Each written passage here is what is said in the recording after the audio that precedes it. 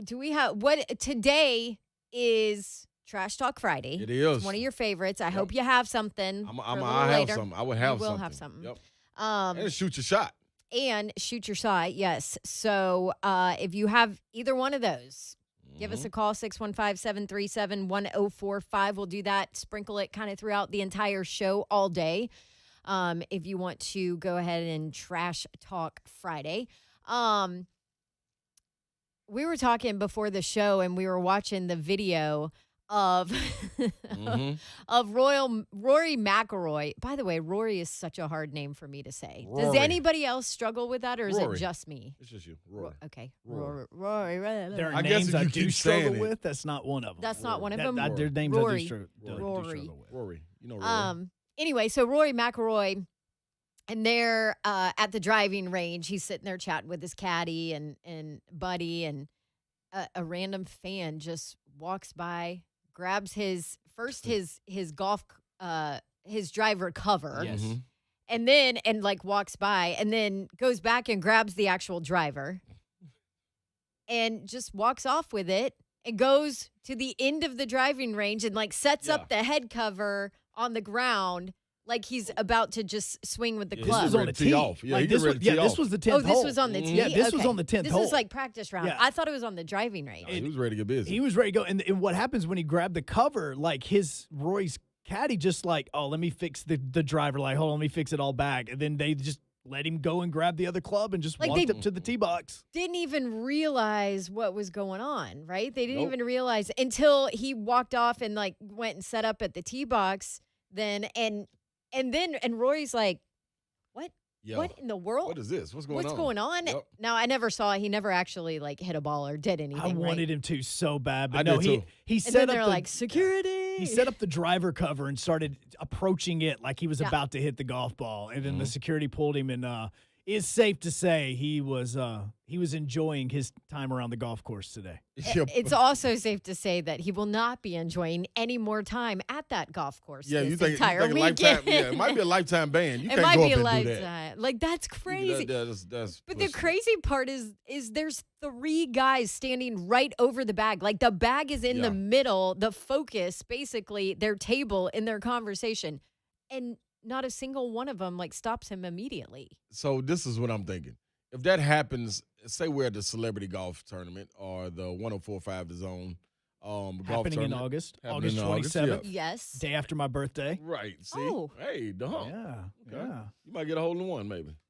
He can't play. He has to stay here and No, work. I am lobbying to play. I am lobbying to play. Okay. I'll play for you, Hunk. No. Vicariously through me. No, because I got to see what you did in Vegas. I don't want you having that fun. I want to have that fun. This is true. So if we were just standing out there, we're getting ready to tee up, we're just talking, shooting the breeze, and a fan just comes by and grabs my golf club. Me, probably, I'm going to take that opportunity, especially if I was on the PGA. I would tackle him. Because you would have an excuse? Yes, I would just straight up spear tackle. Not the answer I thought we were going with. Okay, No. yeah. I thought you were going to make a bet with him. All right, let's see how straight you can hit it. You know what? Right. I thought you were going there. And you know what? That could happen. It just depends what mood I'm in right then. And I it could depends make on it. how aggressive of a move it was, Yeah, right? and This how guy he's was looking. not aggressive at all. Very casual. I mean, very casually, casual. just kind of grabbed. See, if it's that casual, I probably would have said, let me see what you can do. So that got us talking Mm-hmm. and thinking, what's the craziest thing you've seen a fan do at a sporting event? Right. In person, you've witnessed it, not saw it on tape, not heard through the grapevine. What's the craziest thing that you have seen a fan do? I feel like I'm always working at sporting events. I don't get to go to very many as a fan for fun. So I don't have a whole lot of stories there, but I'm trying to think. I think I got some as a player. I'm sure you might have seen some things as a player. I'm gonna go through my mental Rolodex. I know one for sure. So let's do that the entire show. We'll get through it. Yeah, if you want to, please call in and let us know. Call in and let us know the craziest thing you've seen a fan do at a sporting event. 615-737-1045. It's Friday. We're gonna have a little fun today. Even if it's not a fan, a player, anything, anybody. Yes, anybody. So I have seen a player pull a fire alarm. No, we're not going with that No, today. I've Okay, seen my that. bad, I've heard my bad, about my that. bad. I Okay, wasn't my bad. there. Oh, yeah, my Apparently, bad. neither was Yeah. RJ, but I wasn't there Right. for it to happen. I did see a fan throw a baseball down to a particular pitcher, and the pitcher throw the ball back with his phone number and a time to meet him somewhere. Oh, wow. Now, Ooh. that's not running onto the field or anything, but it was a lady that threw a baseball down to a pitcher. He's very famous, so I'm not going to say who it is. A very famous pitcher, was and dope. the pitcher actually sent it back, and she's standing beside me and says, it says after the game, this bar, like, what's this bar? And somebody that was around her said, oh, it's the bar down the street, Oh, that's savvy. and also gave him his phone number. That's savvy. Yep. That is Was it player really savvy. Derek Jeter? I was just gonna she say, got a didn't Jeter used to basket do that? afterwards? Yeah. No, she did not get a basket after. It was not Derek Jeter, but she it think? was, all I'm going to say, it's a pitcher that is known for having one of the most famous curveballs in baseball history. I Oh. wish I knew. Yeah. I would see that. See, that's why I hate myself and my sports knowledge, because I would want to know that who has the dopest curveball.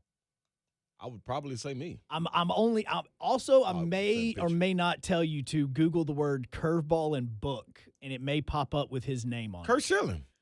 No. No. My bad. My No. bad. Slay. My bad. He's What? known around here too. Oh, Yeah. Is he darn, am I really? that far off? Is he really? Okay. So, all right. So my story's not that far off base. All right, I know. Also, we got to get into the finals game too. Somebody nailed it again. Oh my Boom, gosh, boom, you boom. sure did. You're either the hammer or you're the nail. I'm the hammer. I don't want to talk no more because I'm nailing it. First, I said 12 points and You're it was like 13. 3 in a row. Yes. Nailing, yeah. Then I got Tampa Bay Lightning right. Then I looked up and got game 2 right of the NBA Finals. I said it'd be 8, and it was 10. But I also said bet between the 6 and 10 mark, and you'll be okay. And boom, got paid. Also got Italy right. If I would have picked it, I did pick them, but they went to penalty kicks, so I kind of lost that. But in my mind, I won. So that kind of goes. In your mind, you won. That kind of goes with It the streak. doesn't work that way. It kind but of goes okay. with the streak, Babs. It's okay. You picked the right one. It was just the devil's in the details. Yes. Yeah. Exactamundo. Okay. I'll give you that. All right, let's talk about that next on 3HL. This is 104.5 The Zone. Titans talk and speculation on your smart speaker. Just ask Alexa to play 104.5 The Zone. But he's driven back inside the 5, and they fling him to the turf. Your home for Titans football and the flagship for Titans radio. 104.5 The Zone. Up to Dodge Chrysler Jeep Ram. That's where you need to go to get that next new vehicle. If you're looking for a car, truck, SUV, or Jeep, this is your spot.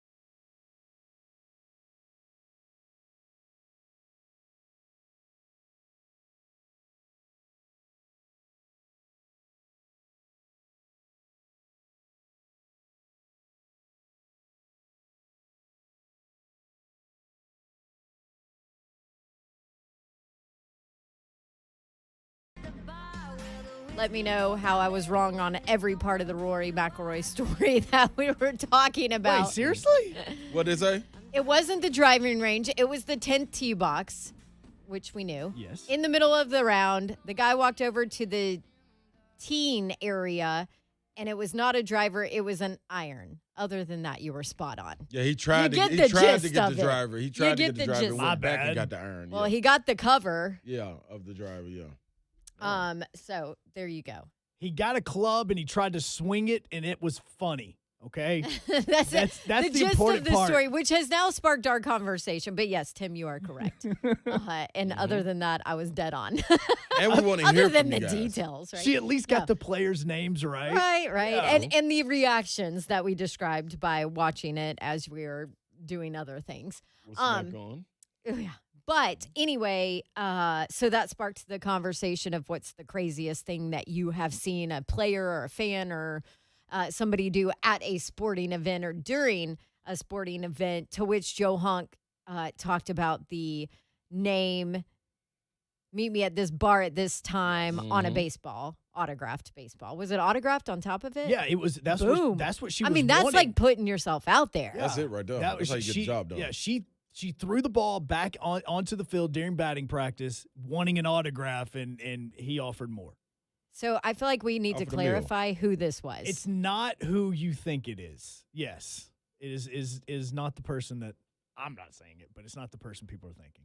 Barry Zito. Yes, that is the Okay, yeah, that is the person. Okay. Yeah. She wants to say it. She can I'll say it. Yeah, I would say it too. Dude, he's 40 what? 43. He's 43 now. He doesn't care. He's good with it. But yeah, no, because it was the Giants versus the Cubs at Wrigley Field back in the year that Barry Bonds broke the record. Yeah. So I just wanted to be known that it wasn't R.A. Dickens. There's no, nobody around here. Yeah, when you say baseball and a book, I automatically first person. No, because R.A. R.A. Knuckleball. R.A. not is her. known for his knuckleball. Okay. And I did just finish R.A. Dickey's book. Brent said that I should try it, and I really finished good it up. book, It's an amazing book. Mm-hmm. Like, I want to sit down and talk with R.A. Dickey about tons of stuff. Well, we're trying to We've get had R.A. Dick him- in the boom boom room too. Oh, you are? Yeah, we've had him on the show a bunch. He's amazing. Yeah, I like seriously. There's so much. When Brent told me about his book, I thought, all right, he's a Nashville guy. I'll read it. It'll help me learn more about Nashville. And I would be driving up and down the road with my jaw just dropped when he's talking about his childhood. Yeah, his journey. And that was the light.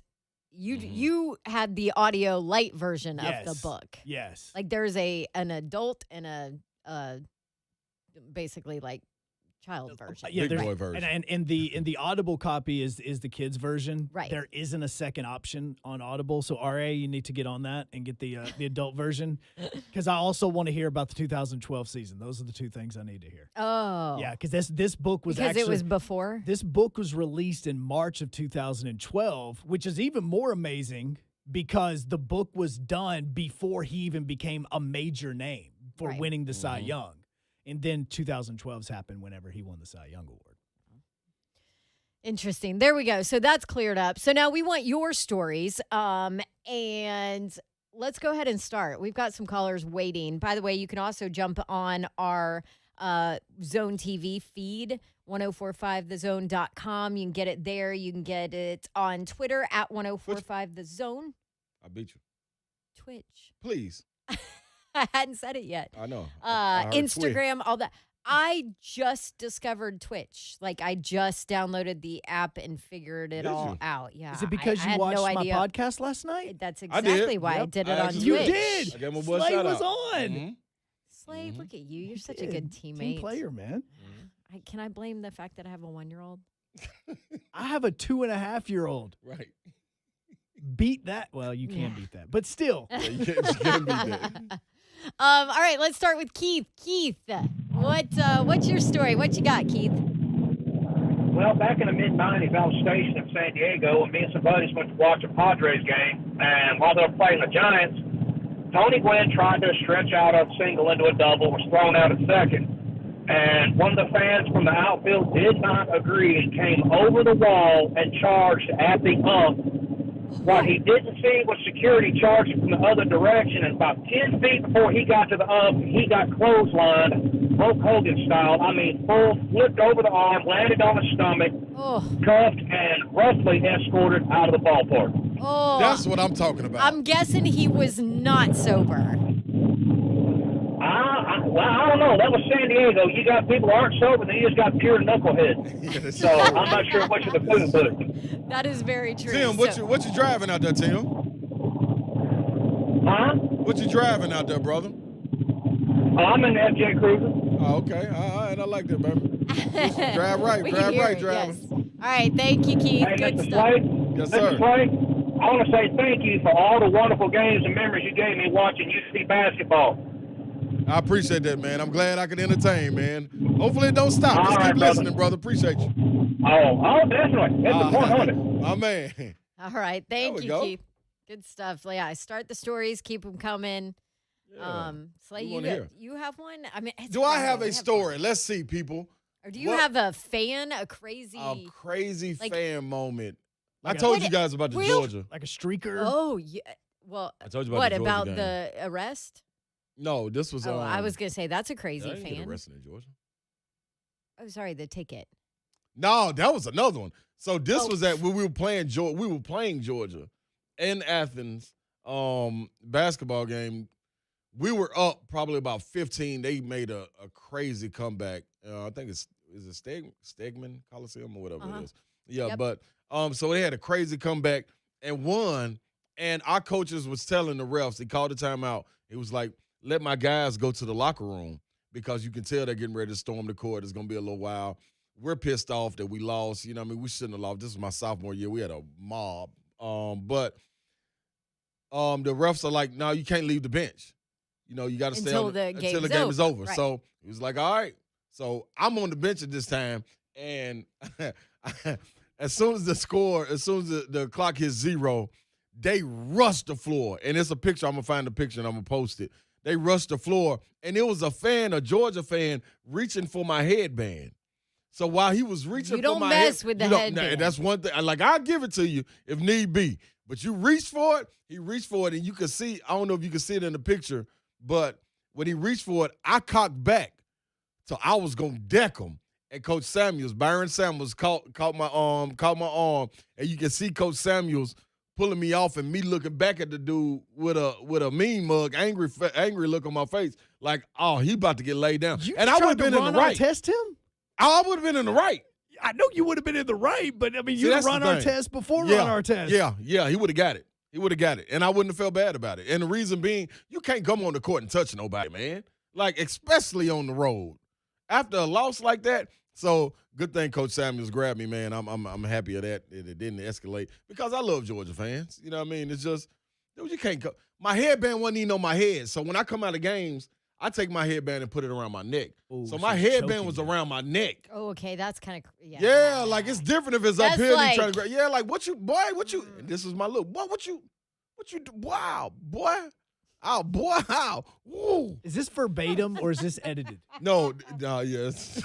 I have a feeling there was probably a word or two yeah. inserted in So between that was a different one. It's another one too. I'm gonna tell later in the story. This for all my Louisville fans. Edgar Sosa. Me and Edgar Sosa got into it because he was a younger player in Italy. He played for the rival town. It would be like Nashville. I'm playing in a team in Nashville, and it's playing against Murfreesboro. It's a real rivalry. You know what I mean? Nothing nasty. It's just a rivalry because it's so close. So it's close. Yeah, so- it's not like a Nashville Memphis. Yeah, not like that was us That's versus nasty, Milan. but Oh, yeah. it got nasty. But this one, man, he was just young, and I felt bad, and I was trying to make an OG call, a vet call, like, hey, young fella, just be cool. I know you done won. Y'all came back and won. Y'all won in our place. It's all good. Don't trip. It escalated from there because he didn't know how to handle success at the time. This was his first year over out of Louisville. And this one thing about it in Italian basketball, the crowds, as you see how rowdy they are at soccer games, they're just as rowdy, but minimize the crowd by about 40,000. So you got 15 to 16,000 in a packed arena. It's like a college game. Oh, yes. Yeah. Oh, so he was feeling it. And he had every right to. But it's certain rules you live by over there and you can't do. Like I had to learn the hard way also. I got another story. I'm going to write these stories down. But I'm going to tell y'all, remind me, Babs, when you're ready for it, the Edgar Sosa story. Story time with Slay. I need it now. Oh, you want it now? Yeah, you've already set it up. All right, listen up. Bro, Okay. this is what this is for. This Okay, is the all right, conversation. Here it is. Listen, man. So I'm playing for Varese in Italy. Varese is a team that's in the north, like close to Lake Como, about 45 minutes from Milan. Biella. I want to go to Lake Como. Oh, it is beautiful. I could come off on my balcony and see the Swiss Alps. It was different, man. It was different. So that's not a humble brag. You got him to say that. That's legit. She poured that out that's of me, legit. didn't she? That was okay. All right, so he played for Biella. A team in Biella is about 45 minutes south of Milan. So the two teams we don't really like each other, but it's nothing nasty there. They come and beat us on our court. When you win in Italy, your fans, when you're on the road, you have a very small section of probably about 150 fans. You can go cheer with them all day, but you can't make any moves to any of the other fans or wave to the other fans to get up or go clap to them. So after you win a game, Babs, what you're supposed to do is walk to your fans, put your hands up in the air, and clap like this. Now, like so. Is that like it's an official rule? It's an unwritten rule. Okay. You know, and they that live by everybody abides by. They live by it. Okay. There are no ifs, ands, or buts. Now, is it like a don't stomp on the terrible towel Yes. rule? Okay, Yes. because Yes. KB did not live by Yes. that No, rule. he didn't. Okay. Now, and And he we didn't. still hear about And it. Edgar Sosa didn't either. Louisville, Okay. great. That great player at Louisville. After they win and they come back. About 15, 16, they come back, win at the buzzer. He hits the buzzer beater at the top. So after the game is over, we standing like, dang, our fans are here where they have to go through the tunnel. Their fans are on their end of the bench where they have to leave their fans to go to their tunnel. So instead, he doesn't know the rules. Instead, when he makes the shot on our end, he starts clapping to our fans. Now, our fans, they looking at us like, are y'all going to let them do this? This is the rule. You This need is the to rule. teach Yeah, him. come on, Right. show the young fella. So I'm trying to get to him and grab him and let him know, hey, man, you can't do that. You can chill, You're but don't trying do to that help. to our fans. I'm trying to help. You're So trying when to I go to like him, whisper and see. yeah, okay. nicely. So when I go to him, I put my hands out. Guess what he do? Foul! Slap my hands down. Yeah, we beat y'all, this, that, and the other. I said, whoa. Now, wait a minute. Now, this ain't even about no Italian or nothing. This is about you just disrespecting me, I feel, as a man. So what I need to do Where we is go. I need to get a hold of you. My teammates run and grab me. He run off, still cheering, taking his shirt off, going through the locker room. I said, all right, that's what's up. I got you. Somehow, we go into the Christmas break. We're so close, we have something called a friendly game, which is like a little exhibition. Oh, that's a A terrible scrimmage. idea. A scrimmage. Yeah. No fans or anything now. This is my first time seeing him since then. One thing I don't do is forget. So I tell coach. How'd that go? I'm about to tell you. So our coach is a national team coach. When Italy won the silver and beat the U.S. and all that, Charlie Ricalti, that was my coach for this team. A legend. This is like Bill Belichick, Phil Jackson, that prestige. Okay. He's coaching us. I tell Coach Charlie, hey, Coach, I'm going to be honest.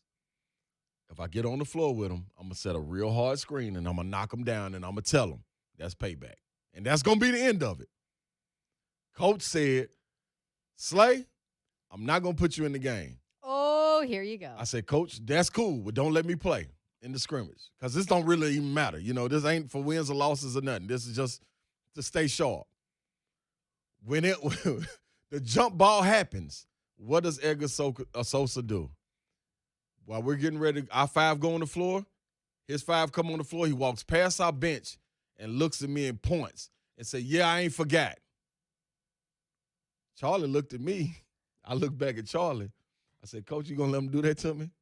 He said, don't worry about it. So they jump ball. The scrimmage is going on. They sub him out. Coach sub me in. I'm playing. I'm not even thinking about it. Sub me back out. They sub him back in. He come by the bench again. Put him in the game. That's who I want. Charlie, who is a man, looked at me and said, Slay, go on in the game.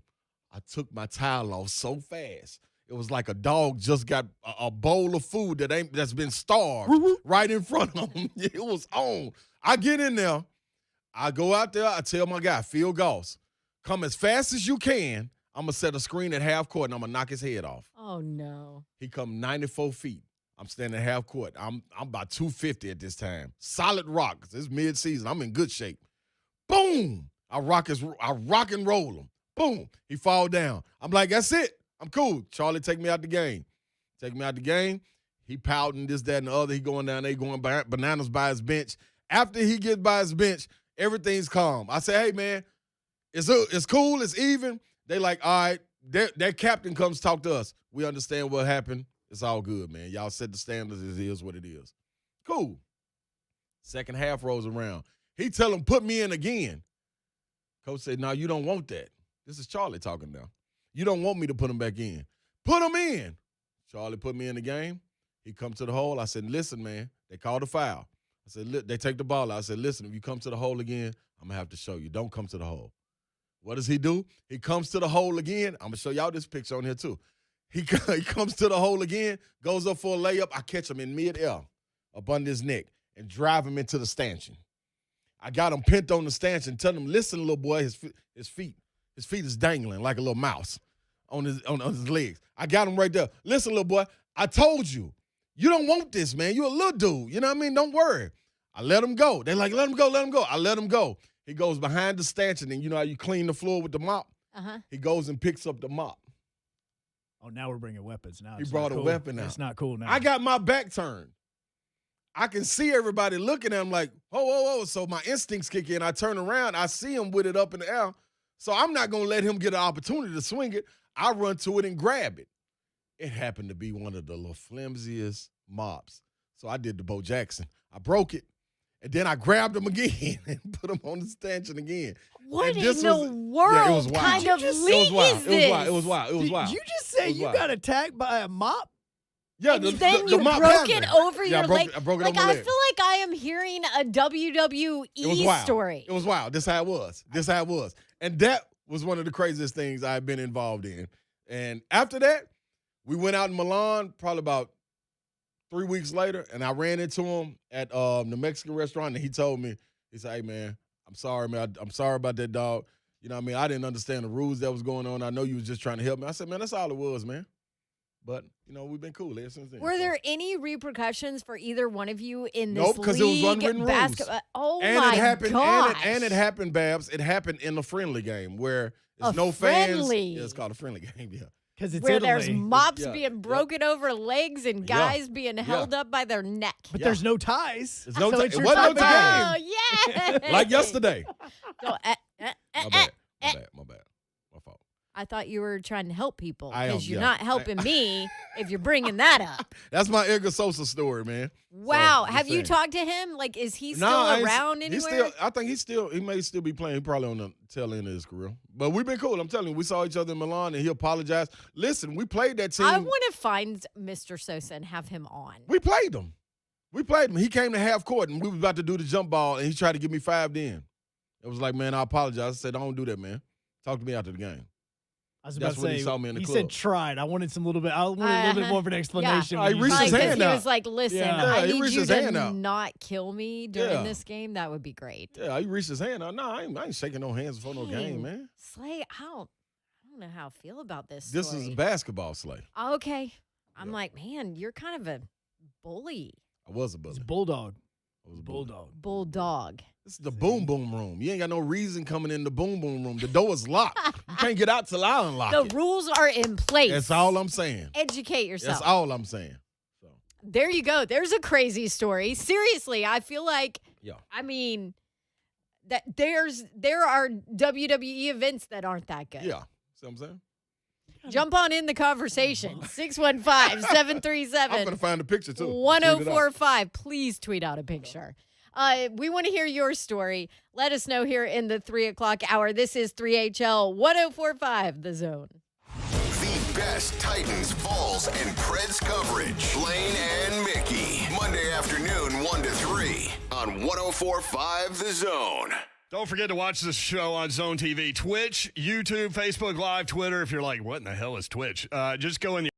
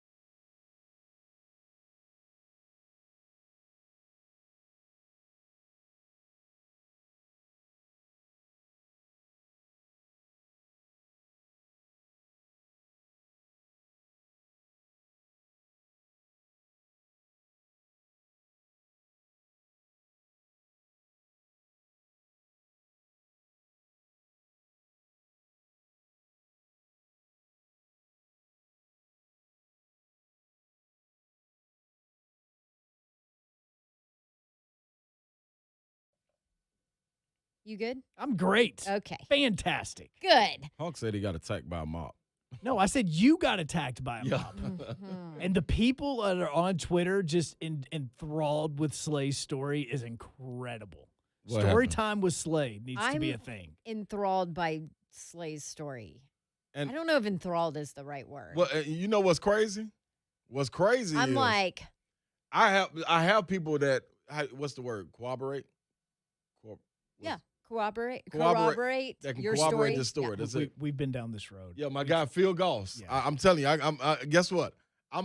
Because he has a different perspective of it. Of course he does, because everybody has a different No, perspective. but guess what he gonna on say? it. No, guess what? This one, he gonna be like, man, dude, he was wrong. And Slay was right. And I tried everything in my power. I'm like, no, man, I don't want to do this, man. He a young fella. But you keep on poking the bear. The coldest thing was Coach Ricaldi. Y'all look him up. When Italy won the silver medal, which made it hard for U.S. players over in Europe. I just would like to say that in the preseason because they felt like everything they said and did was the right thing because they beat the U.S. Like, y'all made it so hard on us. But Oh, I didn't Oh, my even God. think about Oh, that. what? That's fascinating dude, Babs, like we had to go. because U.S. basketball is the it's it. king. It's That's it. it. Like, yeah. it's not even a second thought that they would even possibly go for silver. Like, it's like, Right. all right, they're playing in it. Uniforms look legit. They're just going to go win the gold medal. Right. Hey, man. Dude, when we did that, like we was sitting in our room like, dude, we got What year was that? This That was Oh, that was like 08. That's what I was gonna say. Yep. It's Yep. 08. Because Oh. that was when they totally revamped USA basketball and NBA Yep. players got pissed Yep. off and they said, all right, we're playing now. And I want to say, speaking of Larry Brown, that was Larry Brown's coach team too, I Yeah. believe. Like I remember us going to practice in the preseason and us saying, me, Randolph Childress, and Joby Thomas saying, hey, dude, we got to go in practice and dominate today. Like, and we went in there and put on a show because they thought, oh, man, if y'all understood what we had to sit there through dinner and listen to these Italians, and I love Italians, but them talk about like, Wow. man, It was y'all ain't 04. really nothing, man. Y'all supposed to be big bad U.S., big bad. Dude, we went in practice. Hey, man, I tried to dunk from everywhere. It was Like- it was 2004. 2004. It was 2004, 2004. That okay. was the Olympics in Greece, and that was a team that had Allen Iverson and Tim Duncan. And Is that when Italy won the silver? And I believe that is when Italy won the silver. Yes, That's the one. There it is. because it's the only time the USA's won the bronze since the Dream Team. Mhm. Right. Hey, man. That's interesting. Hey, all that carries over. Yeah. All of that carries over. And let them play like if what they have going on right now. What is it called, huh? UEFA? Oh yeah, the Euros. Is Yeah, that what Euros? you're talking about? Euros. Yes. Yeah. Let them lose that while we over there. Oh, we're gonna be running all day. Oh, we running all day Huh. long. That's so good. That's That's crazy. crazy. I never It would is. even thought. Hey, speaking of the Olympics, I don't know if you saw, if anybody saw that they will not have spectators. So no crazy fan stories coming out of the Olympics. No spectators because Japan declared a state of emergency because of a rise in COVID. I know we got used to 2020 and how everything was being played in front of no fans, Yeah. but how odd is that going to be? Like, I because think it's the worst in the Olympics. yes, Because you- it's your country. Like it's your college, I'm playing for the Mhm. name on my chest university times 1,000 because it's your country. no crowd shots, no celebrating fans that have made their way over to Japan. Yeah.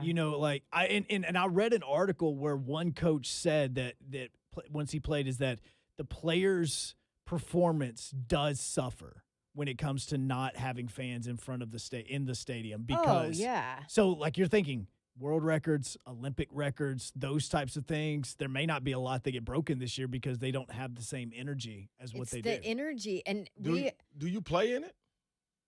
play in what? The Olympics. If it's no fans. Well, yeah. I mean, like Well, this thing is yeah. starting like in I mean, next it week. starts July 2 weeks. Yeah, 23rd, 2 so weeks. they're already there. I but understand what y'all saying. I'm asking you, Babs. You've been invited to play on the volleyball team for the U.S. Olympics, and you've been there before. Oh, Do you go play? I still do it because it's the Olympics Look, and it's my country. When I played baseball, we only played in front of 10 fans anyway, so it's really not that big of a deal to not play in front of a Right. lot of Same for fans. volleyball, but Hey. Basketball No, I is a take that little back. different. We would have we'd get 75 to 100 a I know. match. We basically had Y'all are girlfriends, crazy. girlfriends, and girls that wanted to be girlfriends, and that So- was it. So we did that when we were doing the Pan Am games, and I was with the USA team, and we You played. played with no friendly- fans? We played a friendly game versus Brazil to warm up for the games, and to me, like the refs get to cheat, and nobody called them out on it. To me, Really? yes. You know, Yes. you are such that's such a player's mentality Like- there. Right there. That like- is an athlete's mentality But on nobody it. has to hold them accountable. You are such a draw off of the energy of people kind of without guy. question. Oh, without question. That's your I gotta have game. 'em. You gotta have you 'em.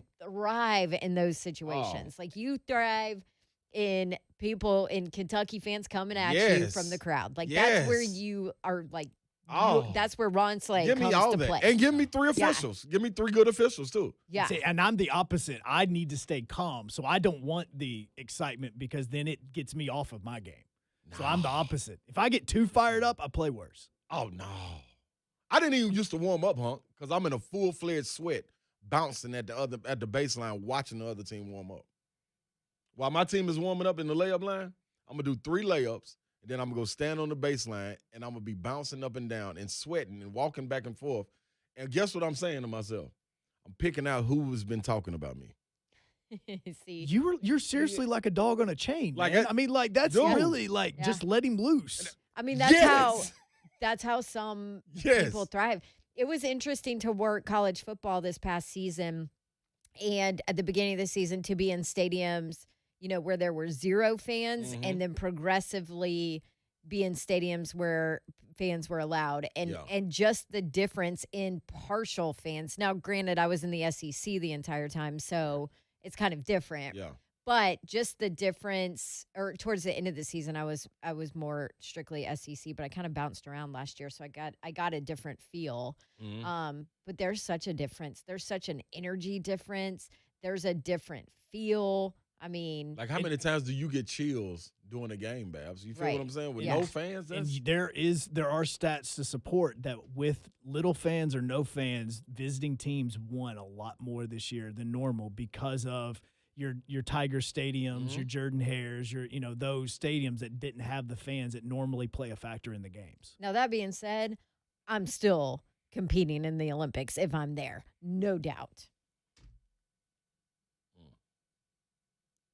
You're lying. You would too. You You know know you you would. would. I said, Don't but even. you got to. I said if you've been there before. If you've been If there, I've done it before, yeah. I'm not going back. Yeah, but and for like basketball, I'm gonna give somebody else hockey, that opportunity. They don't, but these track athletes, these field and track, they only get a very small Short window. window. Yeah. Yeah. Okay. Yeah, that is very true. All right, 4:00 hour coming up next here on 3HL 104.5 The Zone. We're on all your devices. 1045 The Zone TV. Live on Facebook.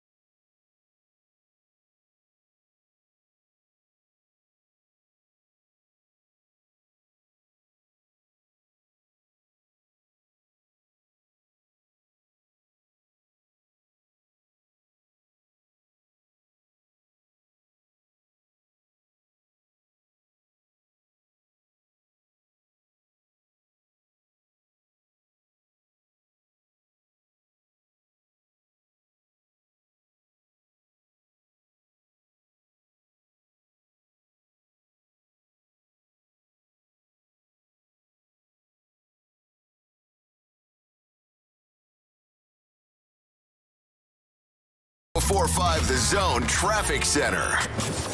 Heads up at Division Street west of 8th Avenue in town. Authorities have evacuated businesses and hotels in the area because of a gas leak and have several different accidents. One north of town, the right shoulder's blocked at I-65 northbound before you get to Rosa Parks Boulevard. And another in Shady Grove, the right shoulder's blocked at I-24 westbound right before you get to Maxey Road. Also in Clarksville, a single vehicle crash blocking the right shoulder at I-24 westbound right after MLK Parkway. I'm Joshua Clay with traffic on your home for Titans football. 1045 The Zone. From the Mark Spain Real Estate Studios, your home for Titans and Falls football. 1045 The Zone. WGFX Gallatin, Nashville. A Cumulus station. Trending now at 1045 The Zone. All right, so let's add a little bit of insult to injury to Rory McIlroy. Good afternoon. I am Joe Hunk, and we talked about it just a little while ago on 3HL about the fan and spectator that walked over, grabbed Rory McIlroy's 6-iron, and proceeded to try to swing the golf club and set up for a shot. After that incident took place, Rory then missed the cut. He shot a 71 and he missed the cut at the event, so he is done at the Scottish Open. Also, last night you had the NBA Finals where the Suns did win Game 2, winning by 10, and now they are up 2-0. And Game 3 will be happening Sunday night back in Milwaukee at 7 o'clock. The Nashville Sounds lost 2 yesterday in a doubleheader, which leads to the Nashville Sounds getting into tonight's game, which will be Game 6 of 7. Or 5 of 7, and Josh Lindblom, who is having a tremendous season, coming back down from Milwaukee with a 2-0 record and a 91 ERA, .91, I should say. Kyle Mueller is making his first start for Gwinnett after returning from Atlanta. For all your foundation repair and waterproofing needs, visit USSTN.com. Breaking news at once on your home for 3HL, the Titans, and the Vols. This is 1045 The Zone. The 3HL with Brent Doherty, Don Davenport.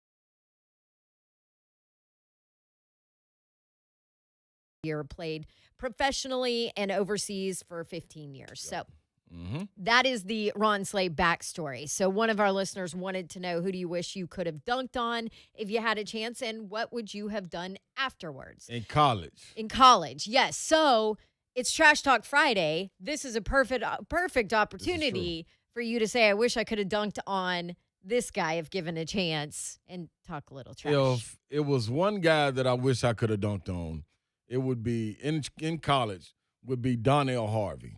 I Donnell remember Harvey, him. yeah, he played at University Florida. of Florida, yeah. Oh, the Gators, the man. Yeah.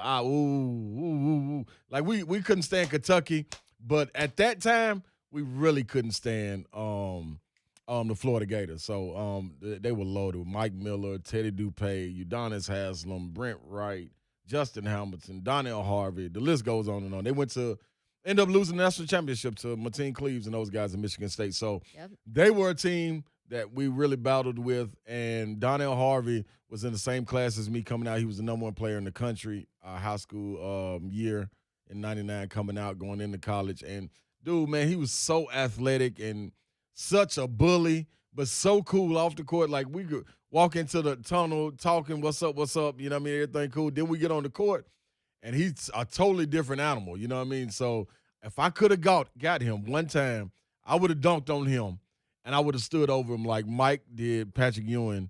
I think they were in the garden, and he was pointing at Patrick Ewing, standing over him. That's exactly what I would have did. So didn't get that opportunity. And then I didn't get after the year because he was one and done. Donnell left after that. He was gone, yeah.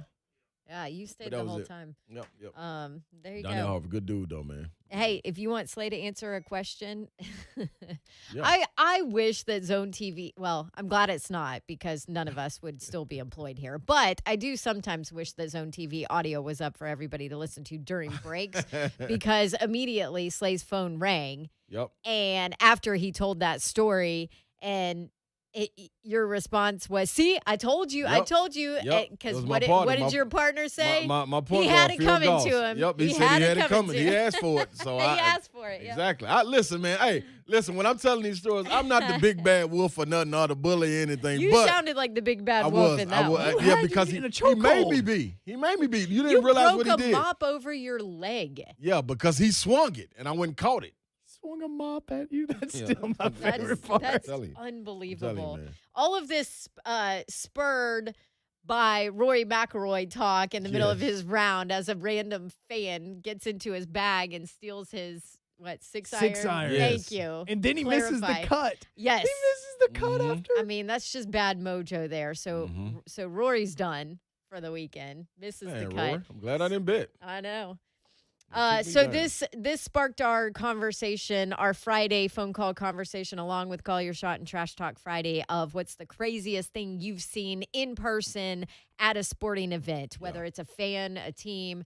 What's the craziest Player, thing that you've anything. actually witnessed yourself? Yep. 615-737-1045 is the phone number. And you know what? I got something else too. Listen. Seriously, bro? Yeah, this is Like, a little quicker. seriously. This is a little quicker though. So The when, best story. Seriously. when I got The over to best Italy though, story. when I got over to Italy, it was before they outlawed smoking. So Okay. you Well, can still, and over there, I mean, that's it's the norm. That's like Yeah. if you drink coffee, you smoke cigarettes Right, too. So yeah. we go into the locker That's room a at Europe halftime. thing. We go into the locker room at the halftime. They had just banned smoking in arenas in Italy. So we come back out, and instead of everybody walking and being like 10 feet away from the door, they would just go to the door and not be in the building and light up the cigarette and smoke it. So when we come back in, the whole arena is filled with smoke. I'm looking like, hey, man, how we supposed to play in here, man? 'Cause Like, you're it's not smoke used to everywhere. that. Yeah, like, what? And that was a funny little story, man. So that was one of the wildest things. Smoke-filled arena after halftime. It was kind of crazy, yeah. Mhm. And then when I first got over there, they were smoking cigarettes at halftime. Players. Like players were? The players. They were fixing. That's They bizarre. were fixing espresso. And just go smoke a cigarette after No. the coach give us. I promise you. Man, I that's promise just you. a different world. Promise you. That is a different world. I It was remember wild. talking to old school news guys Yeah. at WKRN, like Bob Mueller, who's Yeah. been there forever. Mhm. When back in the day, like some anchors would just sit there and, commercial break, light up a cigarette on A set cigarette and in the be room. done with That's it. Yeah, cold. it's That's cold. crazy how different Mhm. things are now. Yep. All right, we have talked about it being list season all Mhm. across. Every single writer is finding stuff to write about and wants to put clickbait out there to to chat about it. So one of the things that is out on ESPN is this one I think is pretty interesting. NFL executives rank the best safeties. Yes. So that's the latest list. Coming up in our next segment, we're gonna jump into that. Where's our guy Kevin Baier on this list? So NFL executives anonymously, some ranking the best safeties. We'll jump into that conversation after the break. Also going to continue to take your phone calls all throughout this Friday show. Let's do it before we take a break. We'll go to Nashville and Usher Raymond on the line. Okay. What you got? Not that Usher. Not that Usher, y'all. Not that Oh, Usher. okay, my bad. I asked him to say it like 4 times. I ain't gonna lie. But I'm out in Round Slate Country. I'm in North Nashville, man. I'm about to pass the Walgreens on Clarksville Highway. So You better know it. I'm feeling pretty good. Right there by Bardo. There you go. Bardo. Bardo and not Bordo. Bardo. I said it right, people. Bardo. Yeah. It's Bardo. Hey, I wanted to chime in right quick on y'all said what the craziest thing you ever witnessed in sports. Mm-hmm. I was at Bridgestone Arena for the NCAA tournament a few years back. I think Odell Bradley was playing for IUPUI that year. I think.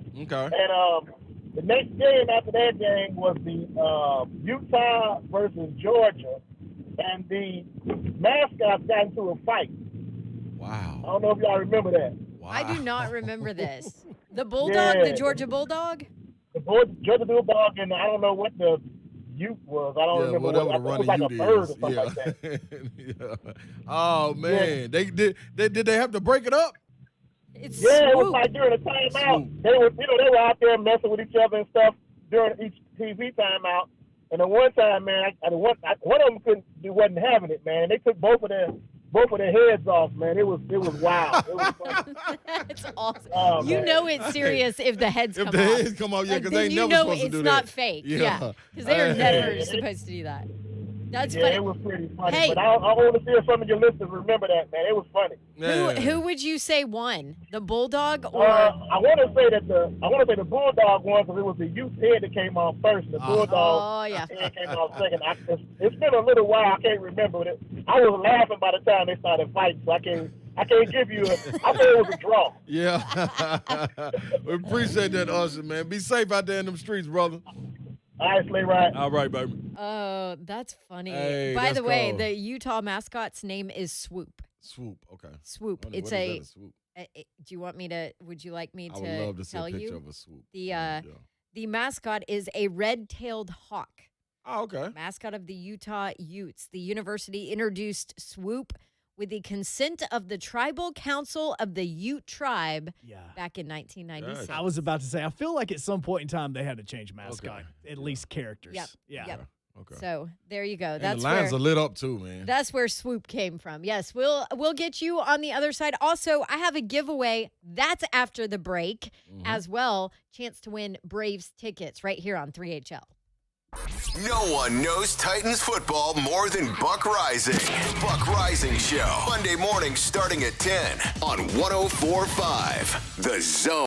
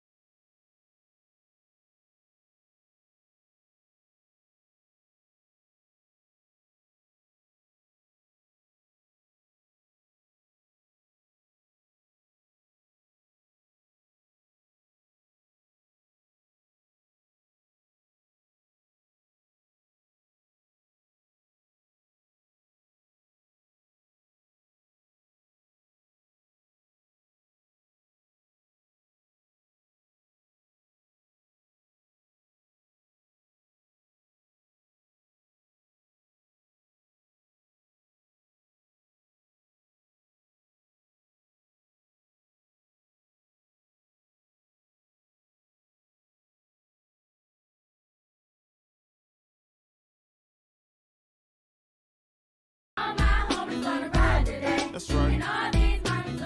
There you go. 3HL Nice, 104.5 The Zone. I like it hung. I That's listened a to this good coming in today. Friday coming in song. I did. I listened to this coming in today. Coming into the weekend. It's Friday. Friday is going to be a good day. Well done, Who's that Hunk. rapper? Glad you're with us. Glad you have been with us the entire week. The mayor, Brent Doherty, will be back on Monday. We miss you, Mayor. Yes. And in a couple of weeks, it's SEC Media Days. Oh, yeah. I mean, we're about to, I joke about like season of lists. And that's where we are. And that's what a lot of our conversations are. But I mean, we've got what? We've got Olympics kicking off July 23rd. We've got SEC Media Days, July 19th. We'll be there in Birmingham, broadcasting live. So bring y'all all the fun info. There's some new coaches in the SEC this year for SEC Media Days. You've got Shane Beamer at South Carolina, of course, Josh Heupel at Tennessee, Vanderbilt, Clark Lee, new coach there. Heupel. Yep. We forget Heupel is actually the first year. I just said like Heupel. Oh, did you say Heupel? Yeah. Sorry, I apologize. Yep, Shane Beamer at South Carolina. I was also thinking you said Harsin as well. Oh no, Brian Harsin at Harsin. Auburn. Yep. So it's gonna be an interesting SEC Media Days because of that. Obviously, we missed it last year. Yep. Because it was. So y'all get to sit down with Mike Leach. Did not happen. The because of pirate. I COVID. can't wait. I'm going to wear a pirate patch. Man, Ron, please walk down Radio Row dressed as a pirate. please. I can't put the whole outfit. No, you If can. you, I need you to wear a pirate hat talking to Mike Leach. Okay. Although I'm not sure if he'll find it amusing. But He he's the pirate. he finds very odd things amusing. Yeah, he's the pirate. So what I know what I'm going to do. I know what I'm going to do. I already got in my mind what I'm going to do. I ain't even going to have it on when he come up. But then when we interview him and we sit down with him, I'm going to pull the pirate patch out of my pocket. And put it my on? eye. That's Then I'm gonna be, perfect. This is better. This is what This Zone is TV better, was Mike. created for. This is it. This is what it was created for. Coach, We how will you have doing? Zone TV going there. Oh, will too. it? It'll be rolling. Yes, it'll be rolling. Will Bowling is Zone going TV to on make the sure roll, it's all good to go. Mm-hmm. I told you my Mike Leach halftime story last year, though, right? No. Oh, yeah.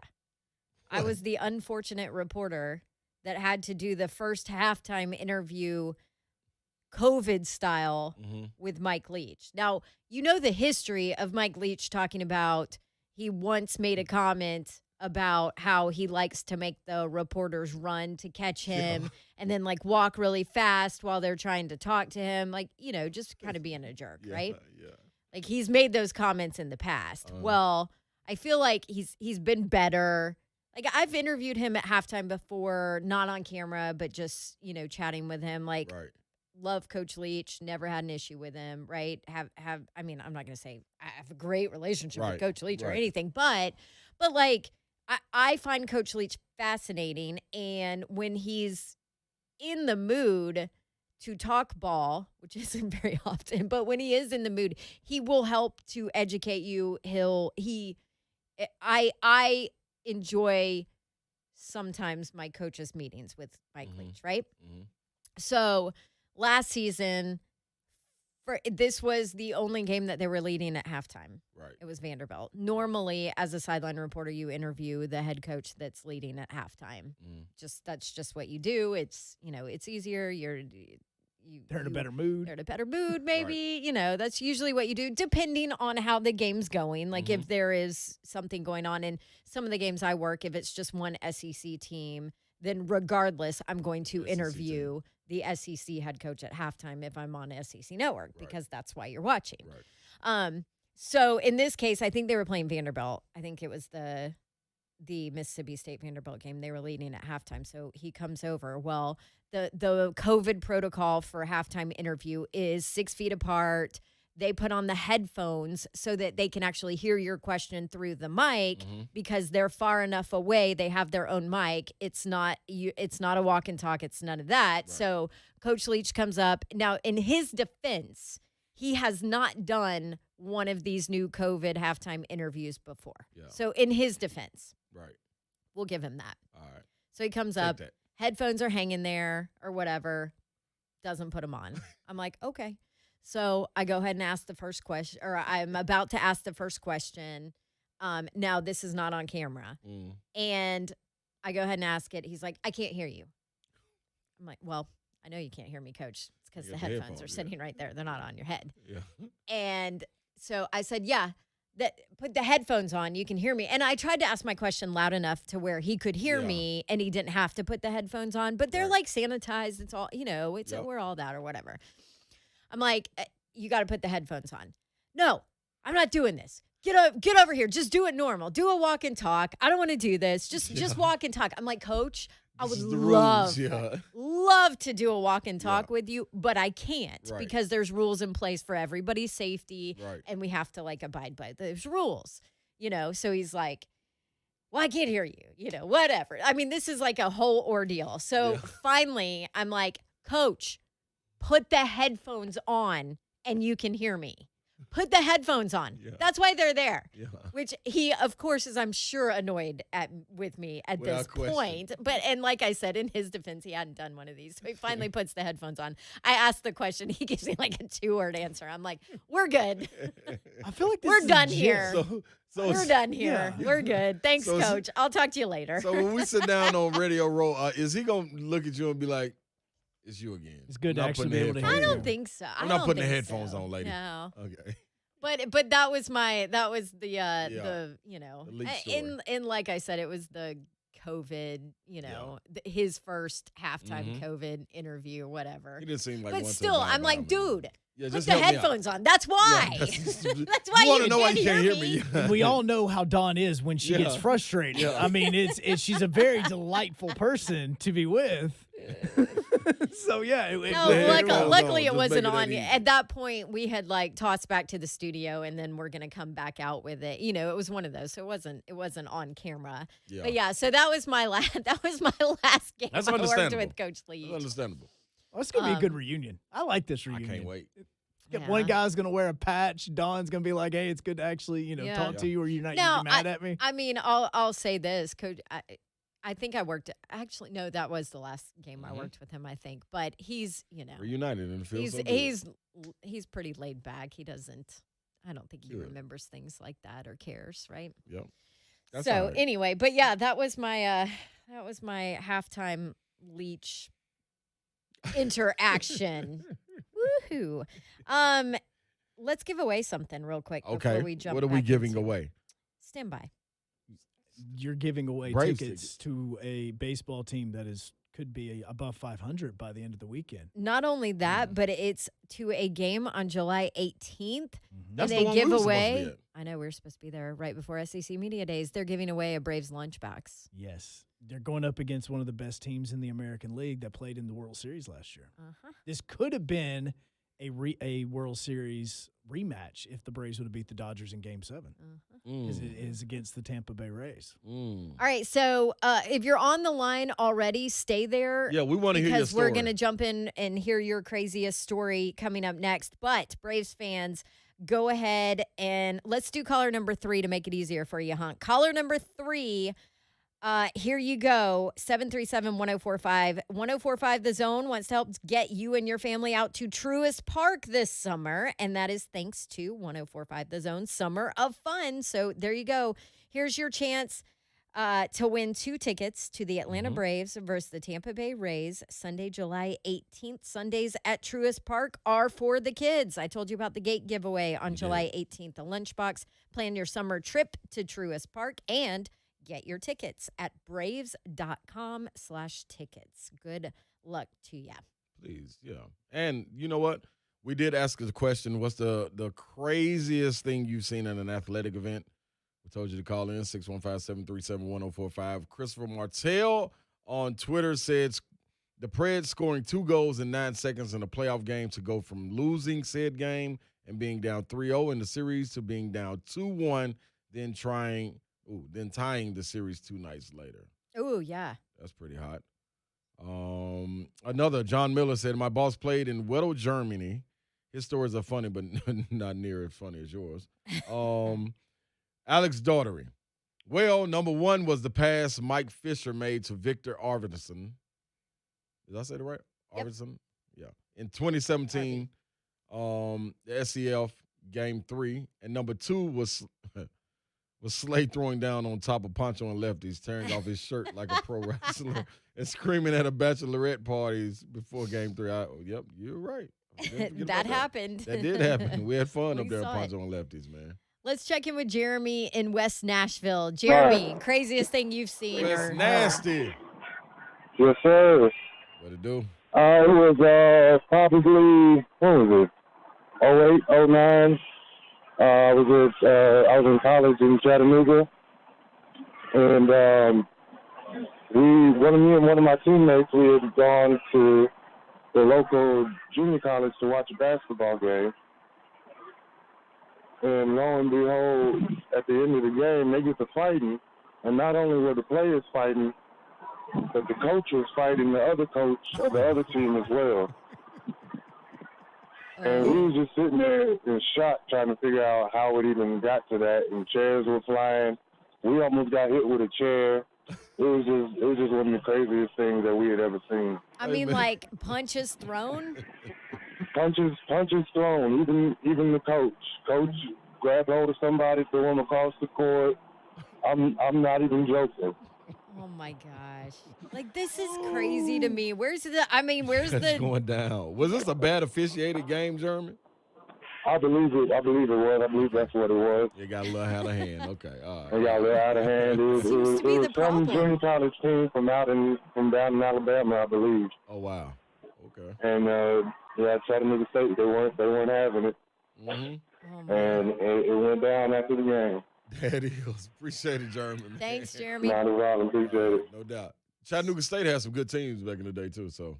Listen to you. Was this a poorly officiated Hey, man, you got to ask the team? questions. It Like, always how did, starts because with he that. said, I don't understand how it got to this point. That's what we're looking at. I know. Somebody didn't like a call. Do you know how hard it is to officiate? It's, no. like, nobody wants to do it Nope. anymore. You're exactly it's right. so hard to find referees and officials for youth sports nowadays because all of us parents out You there are are exactly crazy. Right. Oh, without question. Got issues. Without And it's question, not Baier. worth the $25 that they're getting paid or $50 that they're getting Yeah, paid. it's- If to go it's in there and even put it with that. Yeah. Why not even do Yeah. that? Because that covers basically your gas now. Yeah, that's tough. Yeah. That's a tough gig, man. And like you said, not only the players and the coaches you got to deal with the parents. Because listen, as an uncle or dad or whatever it may be that I am at that moment, man, I'm giving you hell. I'm just See? gonna be real. And I don't know about you, but I would not like to receive hell Do from you Ron not Slay. sympathize with the I umpires? try. I mean, to seriously. Keep it. I try to keep it as motivating the team that I'm cheering for. Like when but- my nephew's pitching, like I try to give the umpire the benefit of the doubt just because I'm like, look, I understand how difficult it is. dude, Yeah. we had the Nolensville. What was he? The Nolensville director of baseball or something. I forgot his title, but we just had him on, and he was talking, and I commended him on the referees that they had officiating the team from Goodlettsville going in South Nashville, with those two playing. I think it's called Nolensville now, but they did a terrific job because the week before they had, lo and behold, where these umpires were from, Alabama. Why you got to say it with that I'm just voice saying. towards I'm us? just saying that's where they were from, and then. Why Dude. are you grouping everybody together? From there? I'm I not. went to school in Alabama. Yeah, that has nothing to do with you. You're Georgia, really. There's 1 million people or so that lives in the state of Alabama. We're not all the same. Well, them umpires are. I know this ball was higher than Ramon and higher than RJ and higher than the umpire himself, and he still called a I strike. also like the way that he's already pushed you out of Alabama, Don. He's Right. like, yeah, you're Georgia. No, you're Yeah, Georgia. yeah, Now, yeah, when yeah. I say Alabama, I'm looking directly at you. Hunk. These your people, Yeah, Hunk. this is you explain them. Right? Yeah. So yeah. No, but to go back to it, umpiring is hard. Who we got next on the list? Babs? Willie out of Gallatin. Hey, Willie. Okay. Hey, hope you guys are doing all right. Good. Thanks for calling, Willie. Wanted to see if you'd allow a subcategory of crazy things, of sporting events you'd pay any money to see. Back in the day, you guys had Roddy Piper on, and he was telling the story of back in his early days, he got to wrestle a bear. And when he talked to the promoter on the phone, he thought he was wrestling some guy named the Bear. Well, he gets to the arena, and it's a Kodiak bear he's supposed to wrestle. Oh, So, heck no. apparently, if you can find this tape, please have somebody play it. So the promoter tells him, look, don't be afraid. I'm just going to poke him in the butt. You guys will square up, and you can pin him. So one of his buddies, right before he goes into the ring, smacks him on the butt. And unbeknown to him, he had rubbed some honey on his rear end. Oh. And so they get in the ring, squares up with the bear. The guy pokes him, and the bear just goes at him. Hey. And by the end of it, he's out on the concrete floor. His pants are around his ankles. And I'm pretty sure they had to tranquilize the bear because he didn't have claws. You know, he wasn't declawed. But then he was just friendly. it's a funny story that I would love to see in person. Hey, no, what? Hey, man, honey. Thank you, Willie. I don't care if it's Winnie the Pooh. I ain't gonna wrestle Winnie the Pooh over no. Don't slap me with the honey. He's a friendly little bear, man. Yeah. By the way, friendly bear. I just saw, I follow like some nature feed on Twitter, right? Mm-hmm. You know, all that. I just saw there was a picture of Mama Bear with two cubs standing on two legs. And what do I immediately think? Coach Mack Go talking get that about bear. Big Jeff Simmons. And, Get 'em. you know, hey, We you see need a 'em. bear like that on two legs? Grab 'em. Go Yeah, grab we him. need 'em. Go grab him. Suit him up. Immediately what I thought. Hey. You know, we have an interesting call. Yes, we do. I Yes. would like to hear Yes. this story. Let's go to Mount Juliet. See, I can't even see over You there. can't. We're going to check in with Ed, who may or may not know you personally and may or may not have reffed a game that Ron Slay played man. in. Hi, Ed. How y'all doing? How are you? I'm doing good. I just hope he doesn't know where I live. It's all love. This is back when he was in the league playing some European ball, but we were over at Coach Mack's gym, Ronnie Mack, Yeah. playing in the league over there, and Ron went inside. I don't know why, but he went inside and come back out, and he said, Ed, they just keep hacking me when I go in there, and that's some big boys in there. I wouldn't go back in there if I was you. I'd be out to go to the gym. And, of course, I'm looking up at him when I'm saying this, and he's looking down at me, and I'm like, that's probably not the best thing to say to this man at this point because he was not happy with me at all. I wanted access in the boom boom room. Is what it was. Yeah. Well, I always told that to the big guys. You want to go inside, just be careful because it's dangerous in there. Yeah. But Better it be was ready. that was back in the day. If he remembers the Coach Mack tournaments and all that. Yep. That was That's awesome. That's a that was throwback. fun. Thanks, That was a Ed. throwback. I Appreciate appreciate it. that. Good So luck, were man. you that? You were always in the refs' ear, weren't you? You were chirping. Man, I just felt he's this getting me. This would be calls. Yeah, This would be see, calls. you This were would be that calls, guy. man. Hey, Especially when I'm going in with the big guys. I'm man. in the boo-boo room, Yeah, man. exactly. Yeah. Yep. There you go. That's Yep. Ron Slay. This is 104.5 The Zone. The biggest topics. Will Bowling hosts the Zone Daily Podcast. Delivered every morning at 5 a.m. on Apple Podcasts, Spotify, and the entire Zone Podcast Network. Hey, it's me. Woo woo. Representing Red Dog Wine and Spirits. It's me, Ron Slay. I want you to listen very carefully. It's the weekend. And what happens on the weekend? You need a place to go. What place is that? I got one for you. It's the largest selection of wine, whiskeys, spirits, and craft beers. That place, Red Dog Wine and Spirits, people. They have been a Franklin, Tennessee favorite for over 20 years and are experts in all things beer, wine, and cocktails.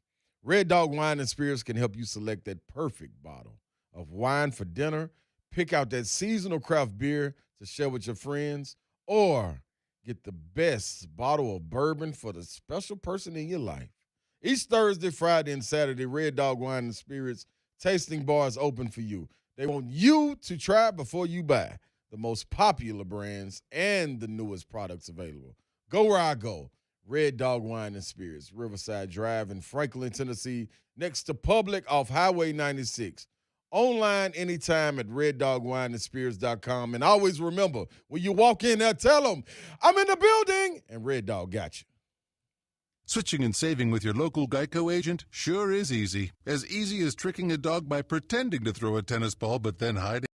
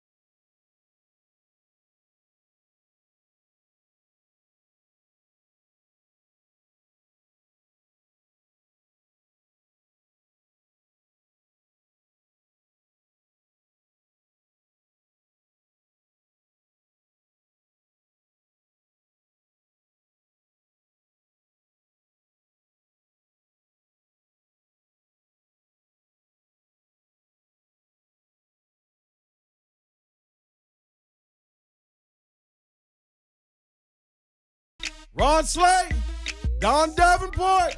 The mayor's out. Joe Hunk is behind the glass.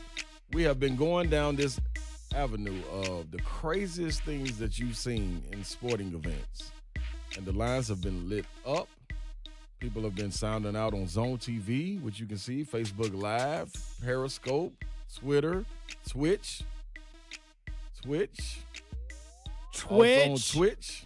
Twitch, please. There we go. Sorry. That's Don Davenport I'm right slow there. today. Yeah, and you can sound out on Twitter. We'll read some of your comments that you said. We were just going to keep saying it until we wasn't going to stop. We weren't moving on. It was going Sorry, down. this is what happens when I'm distracted. No, this is what happens when you're at. You got what, 9 a.m.? It is 9 a.m. on my water bottle. It is not a productive day for your girl over here.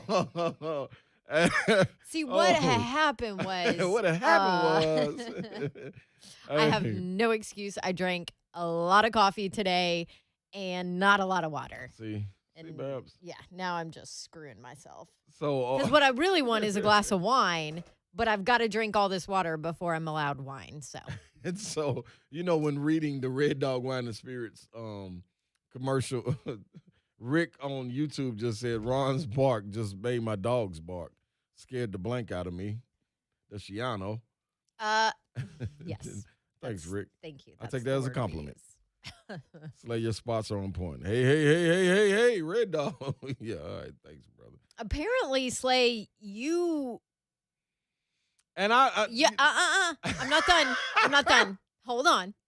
Apparently, you talked a lot to the refs because we have another caller. Line 1, Honk. Yeah, John in Clarksville. Do you happen to have a Ron Slay ref story?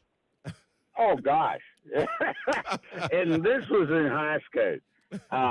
But Ron knew me as a high school football coach, and I refereed basketball. But Ron would always call me coach and was very respectful, fine young man. And then as the season went on, all of a sudden he started saying, Johnny, what are you doing? And my name was John. Yeah, it was It John. went from coach to Johnny. Oh, yeah. And it was hilarious. And Ron, he never was disrespectful or anything, but he loved to get in my face just a little bit. He'd say, Johnny O, he goes, that ain't right. I love it. in the most respectful manner, man. You did. You really, really did. Oh, that is good. All right. Thank you, John in Clarksville. Yeah. See, I knew it. Slay's a talker. How many Went refs? from coach to Johnny. Johnny, you know you got to call that. Yes. Hey. How many refs do you think are currently listening right now that have called a game that you've played in? Probably a lot. Because we've already had 2 that have called in. It's probably a lot. Like, and all the new listeners here, man, I played at Pearl Cone, so and then AU around these parts, so it's probably and then a lot. collegiately in Tennessee, yeah, in the SEC. Yeah, then I come back and play summer ball here and leagues and stuff, so yeah. Mm. But my mama and grandmama, boy, they would spank my butt if I didn't do it right, so it wasn't disrespectful. But So it you was you jawed, but you did it respectfully. Yeah. But I listen, respect I'm a that. talker. See, but that's how I roll. Like I'm gonna say something to you if you piss me off, Right. But I'm gonna do it respectfully, as long as like you haven't disrespected And that's to me. officials. Yes, Now to exactly. the players might call in with a little something different. They come at you with mops. That you break over your knee. Mop. Oh, sorry, singular. All right, crazy fan stories. Our caller board is still lit up. We'll get into the Kevin Baier safety thing in the 5 o'clock hour. But let's go ahead and wrap up our 4 o'clock hour with some more calls for you here on this Friday. And how about let's go Lebanon. David in Lebanon, line 3. What you got? Hey. Hi. So what I did was I was officiating men's Baptist tournament championship game. Oh, church ball is no joke. Yeah, so wait. No, Yes. that wasn't me. Well, the favored team for the tournament, which was the home team where the tournament was being played, were getting beat really badly before halftime. Well, long story short, a fight broke out. And we're trying to separate these guys, and they're like 6'6", 6'8", 255, 275, whatever, more like football players. I got sucker punched in the head because I was trying to keep the center from the team that was ahead from getting hit by a guy from the team that was behind. We had to wind up going to the police station. I mean, oh my gosh, in church league basketball. That's rough. That's like church league softball, too. It's the same thing. Yeah, because if you hit an official, that's considered assault. Yeah. Oh. Dang. Let me guess. You did not volunteer for that job assignment again. No, well, yeah, I did too. Actually, I've been officiating 45 years. Hey. And I actually do travel baseball, so I hear Brett talking about it all the time. But I actually officiate for the organization that his son plays some games with, which is Game 7 baseball. And I do NSA fast pitch softball, and I also do league ball. So, okay, so you've heard everything. He's well-rounded, yeah. Yeah. Well, and I work in the behavior classroom at school, so. Yeah, ain't too much going on that you ain't seen or heard. Right. So it takes special person anything to do I it. haven't heard or been called. Right, exactly. Hey man, you can Because tell I you having that spent 10 years patience. Well, a long time ago, I spent 10 years as a substitute teacher in Kentucky. So. Oh, and I bet there's some stories from that too. David, thank you. Yeah. Well, I was either Mr. Clean or Q-ball because, I'm kind of thin on top. So. Well, we appreciate your 45 years of officiating. It's not an easy job. Thank you. Yeah, and you guys are the only station that I have on unless I go out of range and have to change it to something else. Well, we appreciate that. Thank you. We appreciate that too. Yeah, between Jamar and Ramon in the morning, and I can't listen to Blaine and Mickey too much because I'm in school most of the time. But then you got you and Brett and Ron, and I have you all on all the time. Oh, there we go. We appreciate it. Thank you so much, and thanks for calling, David. No problem. All right. All right, if you want to call and jump in the conversation, 615-737-1045. Let's get one more here before the 5 o'clock hour. How about Billy in Brentwood? Billy, you're up. Hey, how you guys doing today? What's going on, Billy? Good. Here's my crazy story. I can't remember what year it was exactly because I was a little kid, but we went to Shea Stadium to watch the Mets and the Phillies play. Wow, and it was right after Lenny Dykstra got traded from the Mets to the Phillies. And Lenny Dykstra dived for a ball on the left field wall. The entire front row sitting in left field in Shea Stadium stand up and pour their beers on Lenny Dykstra. Oh. About 5 minutes later, the PA announcer comes on the speaker and says, "We have suspended all beer sales in left field for the duration of the game." Oh. Now, mind you, this is in Queens, New York, and it's about the third or fourth inning, so they throw their paper cups onto the field, which causes about a 20-minute delay because Dykstra had to go change his jersey. Then they had to go pick all the paper cups up.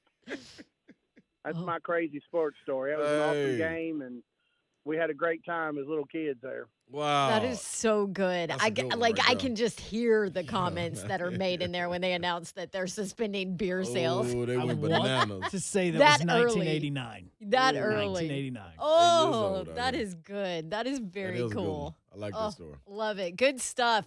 Thank you for sharing. Thanks, everybody, for jumping in. It's also Call Your Shot and Trash Talk Friday. So 737-1045 if you want to add your trash talk today on this Friday as well. 5 o'clock hour of 3HL. Next. One guy has over 10 years of real NFL experience. The other guy just likes to talk sports. J. Martin Ramon. Jason Martin and Ramon Foster. Monday mornings starting at 6 on 104.5 The Zone. Sports betting legal in Tennessee. I love that. Love local companies as well. Action247.com offers both. Go there, get set up. Action247.com. Get signed up. Whether you are active in other sites, make sure you try these guys out too. The only local legal sports book in the state of Tennessee. By Tennesseans, for Tennesseans. These guys are awesome, and they've got all kinds of promotional things going on every day, so you need to check back. Baseball, can you bet on the Nashville Sounds when you go out there? Yeah, you can with Action247.com. Make sure you try to get that done. Golf, NASCAR, all kinds of things. Everything you think you can bet on in sports, you can get done on Action247.com. It's easy with the apps, too. That's the best way for me. You can do in-game things with the apps, also online, but it's just easy sitting there with your phone. Apple and Android, the apps are up and running, so check them out. These are the guys that I use. Must be 21 years or older, present in Tennessee to bet. For gambling problem support, call the Tennessee Red Line at 1-800-889-9789.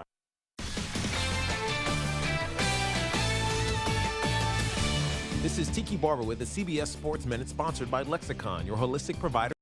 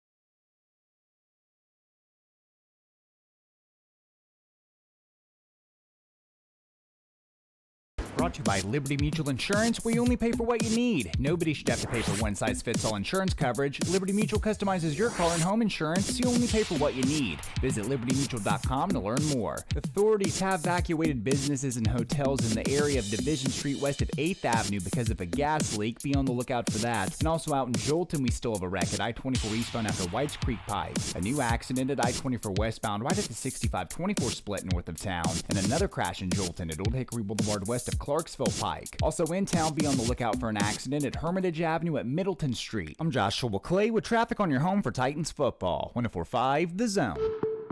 From the Mark Spain Real Estate Studio, WGFX Gallatin, Nashville, a Cumulus station. Our season never ends. Your home for Titans and Vols football. Trending now at 104.5 The Zone. Good evening. Coming up in about an hour from right now, the Sounds will be trying to make it one win in a row after losing the doubleheader yesterday over in Gwinnett. Former Vandy pitcher Kyle Wright had a tremendous outing with a complete game shutout, only gave up one hit and struck out 6. Kyle Mueller is going to be making his first start since being sent down from Atlanta for the Gwinnett Stripers. And Josh Lindblom, who's been in the majors for a while with the Brewers, is coming back with a 2-0 record and a 0.91 ERA. Now, when it comes to the Atlanta Braves again tonight, this series is extremely pivotal. It could determine if they are buyers or sellers at the trade deadline. They have 3 games to finish off the first half. All of those will be happening in Miami starting tonight, and the Braves are going to be sending Charlie Morton to the hill with a 3.91 ERA to help try to finish off this series to keep them in contention going into the All-Star break. For all your foundation repair and waterproofing needs, visit USSTN.com. Breaking news at once on your home for the Titans, the Vols, and 3HL. This is 104.5 The Zone. The 3HL with Brent Doherty, Don Davenport.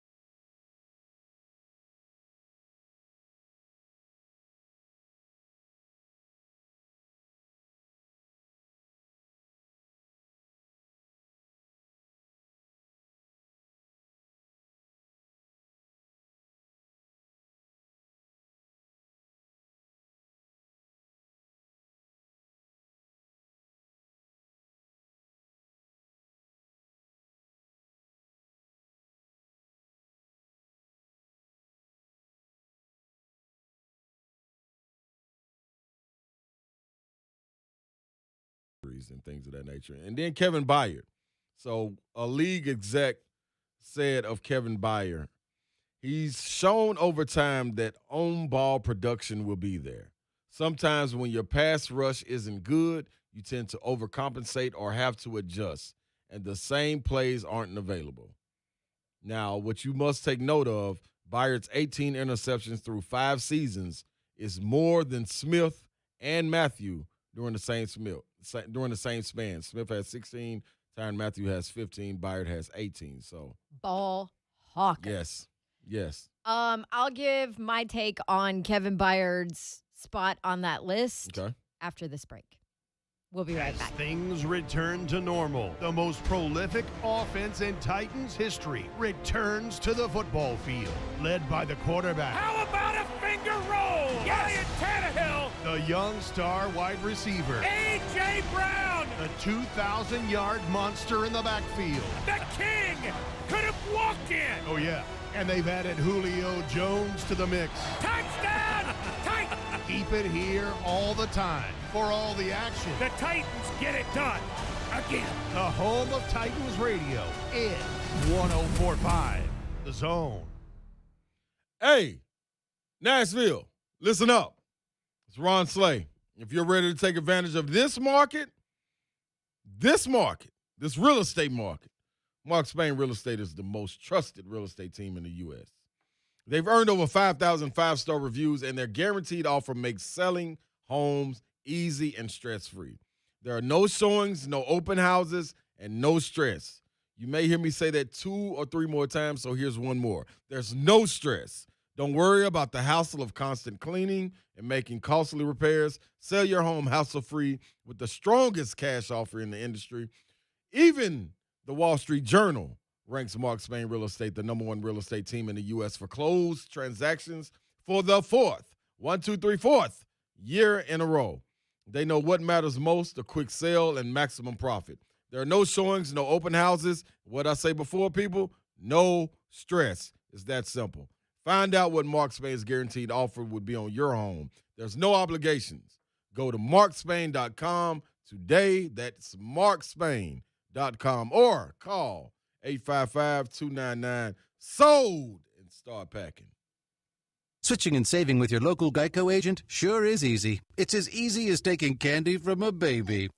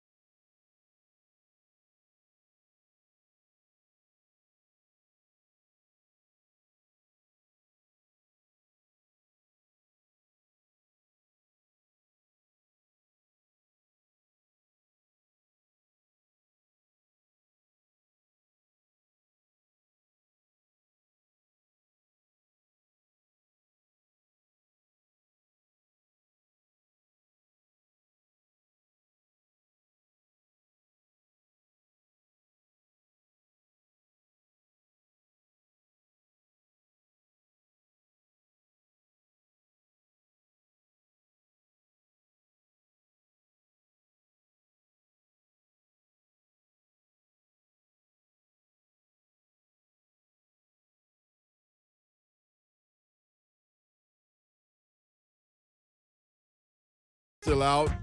What are we talking about today, people? The craziest things you've seen at a sporting event, but right now we are diving into this top 10 list. We are in a season of lists since it's the off season, getting ready to go into the season, and we just read to you the safeties, the top 10 safeties list that was put together and comprised by 50 execs, coaches, players, executives, etc. And Kevin Baier was listed as 7. I gave my thoughts on it. And here Babs is to give her thoughts. What are your feelings on his ranking and where he stands in this list? So last year he was 5th. He was 5th last year. Yes, correct. Highest he's been ranked was what, 4th? Yes. Yes, 4th. Indeed. Yep. Lowest. Lowest is 12th. Well, lowest is not on the list, but Right, yeah, eventually exactly. 12th. Yeah. Yes, eventually 12th. So in 5 seasons. So last year he was 5th. This year he only drops 2 spots to 7th. Mm-hmm. After playing on a defense that was 28th in the league in yards allowed, 24th in the league in points allowed, 29th in the league versus the pass, Yeah. last in third down defense. Going into his 6th year, he had 1 interception, and his Pro Football Focus rating last year was 65.8, which is his worst ever. Yeah. Even worse than his rookie year. Mm-hmm. So his worst Pro Football Focus, lowest ever ranking for him. Right. All of that, and he still only drops 2 spots, 7th on the top 10 list, to me shows that the executives, coaches, players, the people that know game and know his game and are present and what value he brings. Yep. It shows that, to me, it shows the respect he has earned. Right. In his going into now his 6th year. Yep. I mean, this is a guy who, Dion back in the day said, "Oh, you're just a fan." Didn't realize who he was on Twitter. Mm-hmm. And now I think he's at a point where his game and what the value that he brings is respected. Because if you look at, this guy in 16 games has 1 pick and not that Pro Football Focus ranking is everything, but a ranking that's 66. Yeah. And he's still showing up as 7th on the list. I think it shows that executives and everybody truly believe that last year was an anomaly. Right. For him, that's not him, that there were and maybe the tape shows it, he was trying to do too much with maybe Noah Dory, with a bunch of young guys surrounding him at times, with no kind of consistency, with the youth there, with the communication issues that he talked often about, with maybe he was stepping in and trying to be too much of the guy and the leader and trying to communicate way too much for everybody else and not doing what he does best. So to me, that this ranking shows that executives, coaches, scouts all think he'll be back to what we know he can do this year. That last year was just the anomaly with everything that went wrong for them. And with no pass rush, of course. And with no pass rush. And then you see his in 5 seasons, his 18 interceptions. You look at guys we just talked about, Honey Badger. I said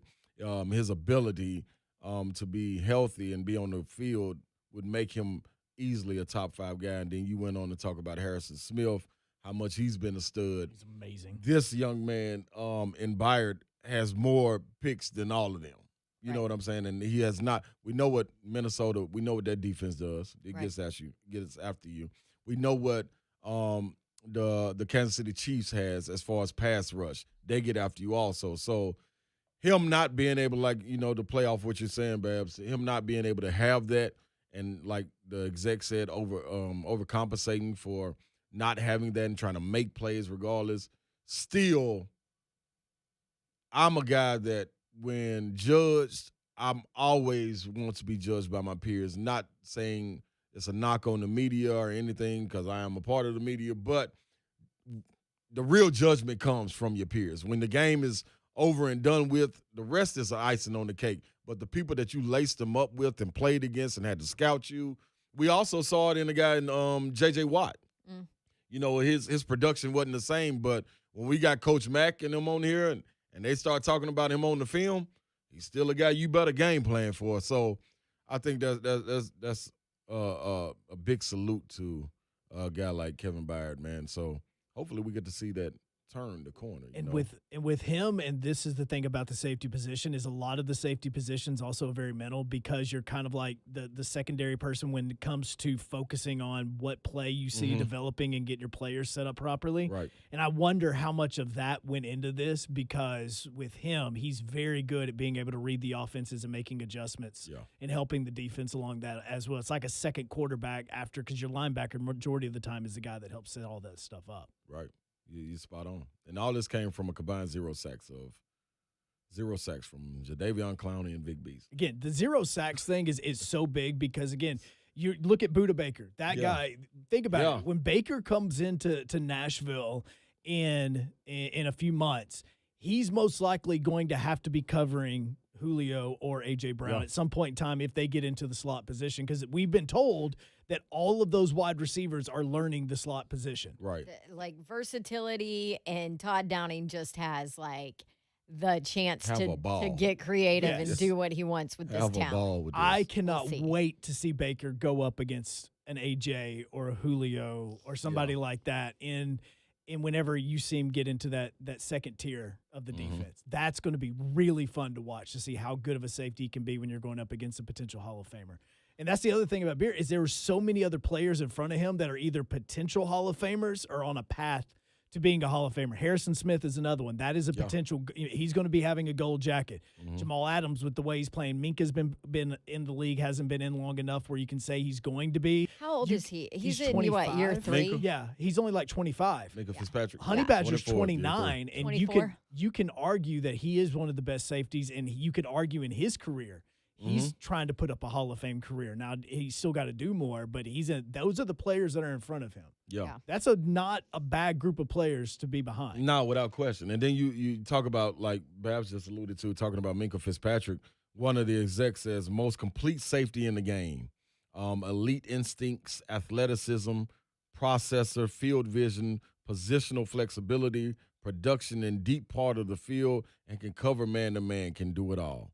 So if that's where you set the top of the chart, he's the peak. Then you got guys falling in line. Like, this is no, doggone slap on the knee, man. I got Budda Baker in front of me. You know, I got Justin Simmons. I got Minka Fitzpatrick. Then 3 other Hall of Famers right there in front of me, and I had no pass rush.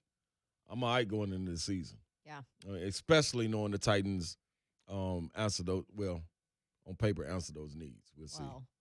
I hate to say this, but on paper last year, they answered the needs too. And Yeah. it was just a disaster. Yeah. Look, on paper, Jeffrey Simmons is getting a ton of love right now. I mean, a ton of love. Rightfully so. Right. And so now you've got to see it happen on the field. And Well, again, Bud Dupree has to be healthy. You give him the tools. That's the other thing. You just mentioned Bud Dupree. We've talked about the videos we've seen of A.J. Brown. We've talked about Taylor Lewan. Taylor Lewan now. We're seeing videos, and he's healthy. Like, who's next? Yeah. Who's the other piece that you need to see and know is healthy for this Titans team to come together? Yeah. Dupree is the other piece. And I know that, you had an ACL. Yeah. Yeah, we've talked about this. I know that ACL is different nowadays with what they can do to bring you back, and recovery is just so different nowadays than even it was back in my day when I played. I mean, there's just so many more tools nowadays to help. But still, that's the one kind of Titans fans are waiting for, right? Yeah. And when is he going to be ready? When is he going to be good to go? I mean, because I remember with the Jeffrey Simmons stuff, so he tore that ACL in February, right, prior to the draft. And, nobody expected him to play at all his rookie year. And I remember hearing things like early on in his recovery, like right after he was drafted, like, this dude is different. Yeah. Like, this dude is going to be ready. Yep. Like there's things he's hitting milestones like you don't hit that early when it comes to ACL for being a guy that's big. Yeah. That is that big. Yep. So like you kind of heard stuff, murmurs of what he was doing.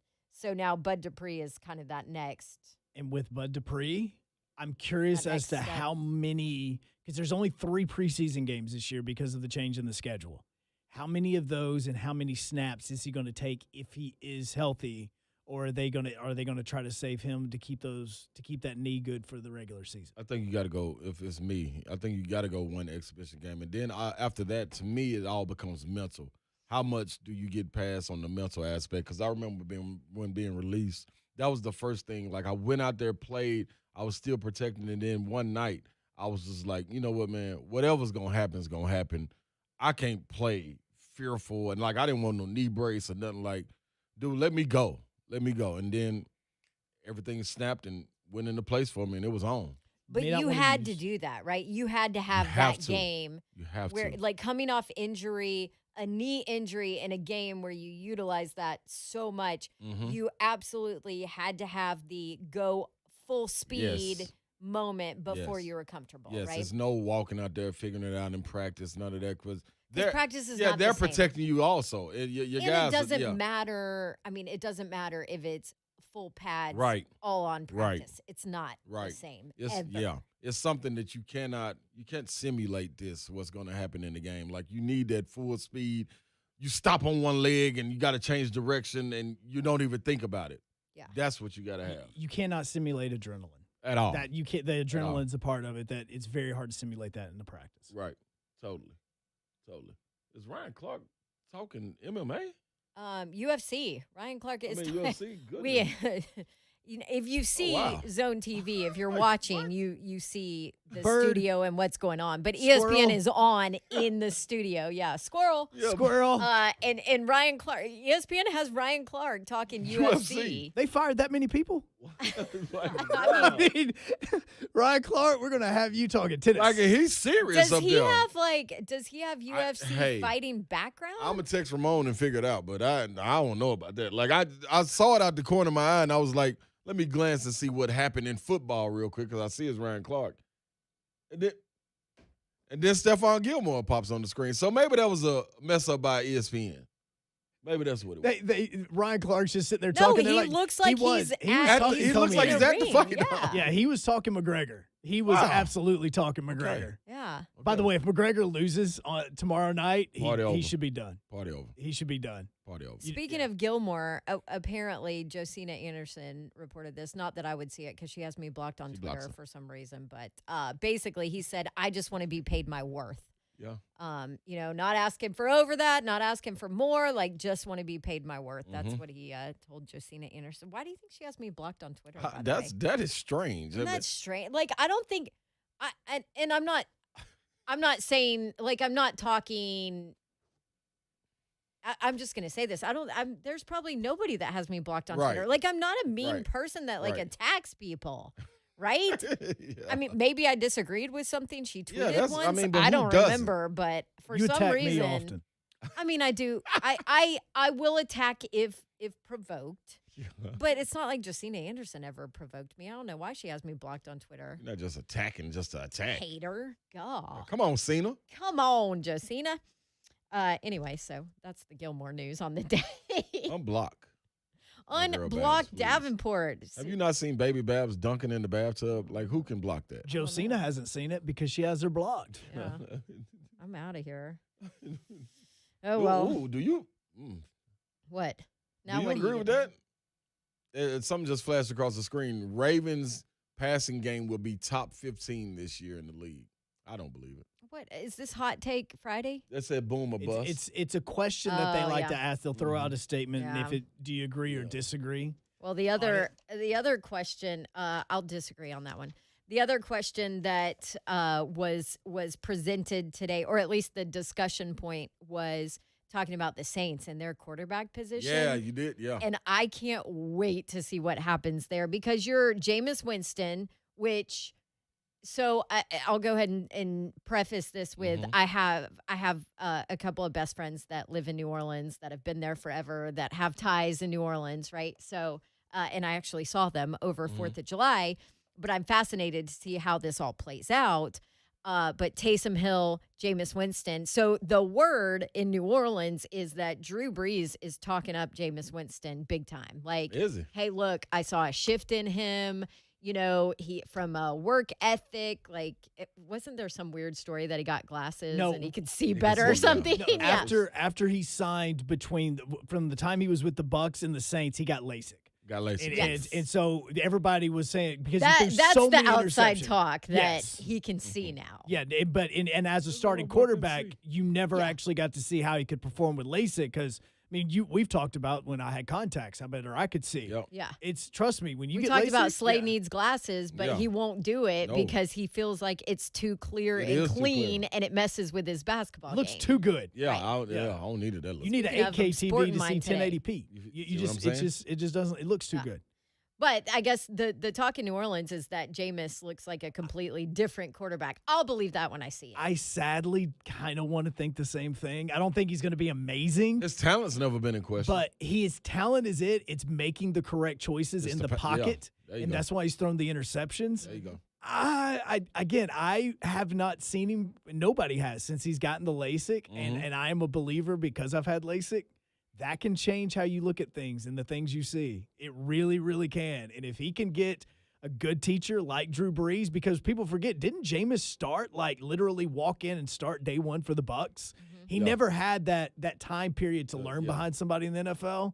He had all year last year to learn behind a GOAT. Yeah, he did. So, and he's talking him up. He could be easily talking up Taysom What? Hill. You don't like Taysom Hill? Yeah. I do like Taysom Hill. I just think he's a better version of Tim Tebow. Right. Well, Winston with no starts there. Taysom with 4 starts and wins. Last year. I remember that guy. Like, I remember working, it was my first year with ESPN, a BYU game when he was there.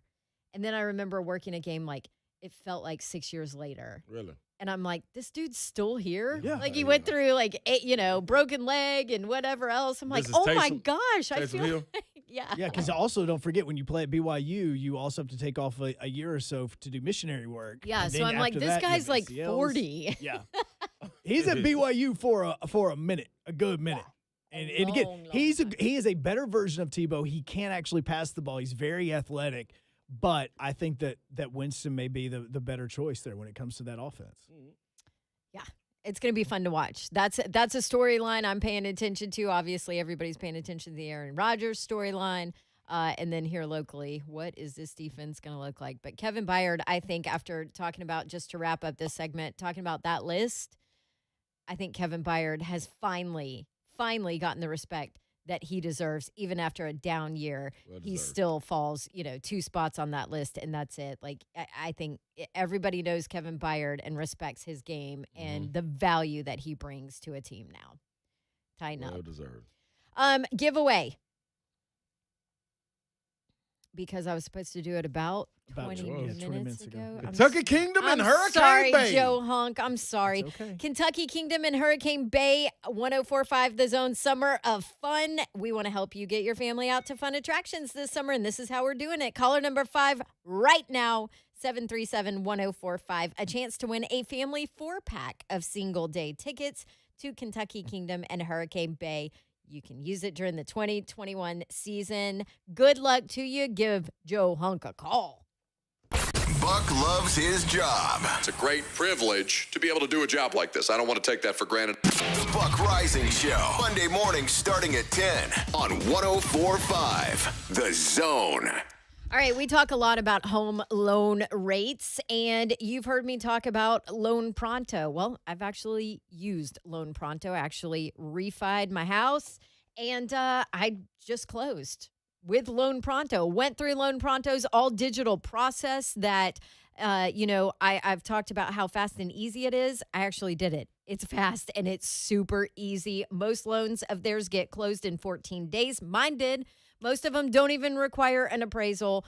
Mine did not. So there you go. All the more reason to call Loan Pronto is because those rates are incredible right now, and you can lock in the rate of your lifetime. Take advantage of Loan Pronto's special zero-cost refi program and snag that super low rate. No junk fees, no closing costs, and they don't just roll the closing costs in, they actually cover them for you. Even if you just refinanced a few months ago, last year, do it again and take advantage with Loan Pronto. Call them now, start the process before rates spike again, and you can even skip your next 2 house payments. 615-499-5780 is the number. LoanPronto.com is their website. If your current mortgage rate starts with a 3, act now. 615-499-5780. That's LoanPronto.com. Equal housing lender, NMLS 1661781. Subject to lender approval. Not all loans eligible for zero cost.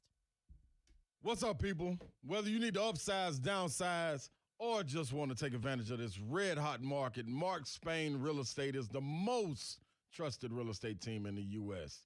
Don't worry about the hassle of constant cleaning and making costly repairs. You don't have to do that with Mark Spain. Mark Spain Real Estate has been the business and in the business for over 25 years and has served over 25,000 families and knows what matters most. A quick sale and maximum profit. Who doesn't want some extra bank in the bank? Get that with Mark Spain when you're doing your house. Sell your home hassle-free with the strongest cash offer in the industry. Find out what Mark Spain's guaranteed offer would be on your home. There's no obligation.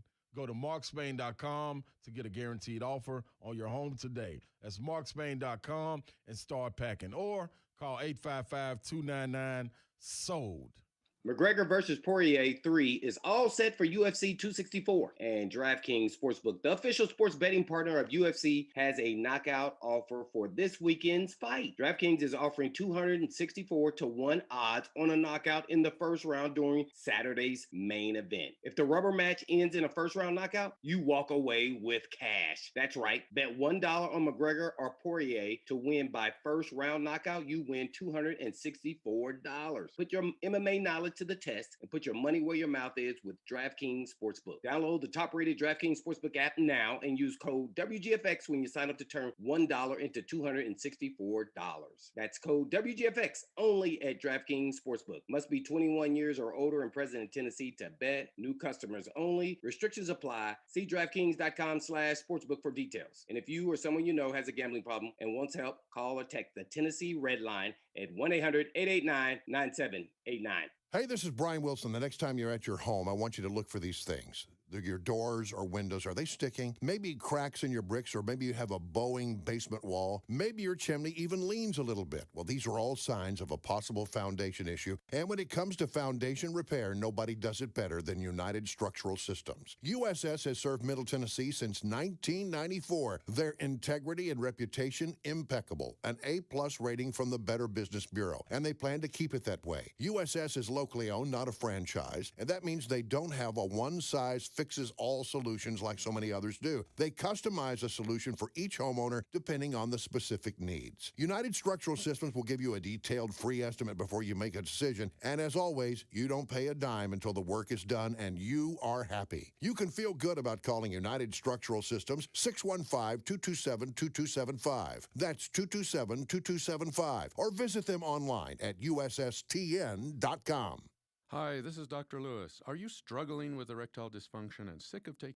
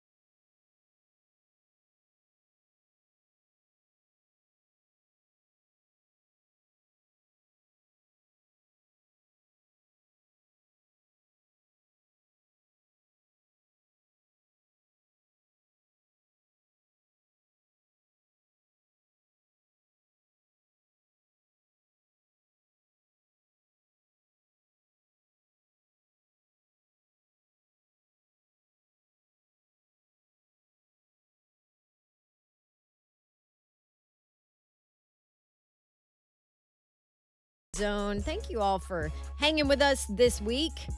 It's been fun. And chiming in. Y'all were really interactive. Yes, y'all were great. Yeah. Y'all were great.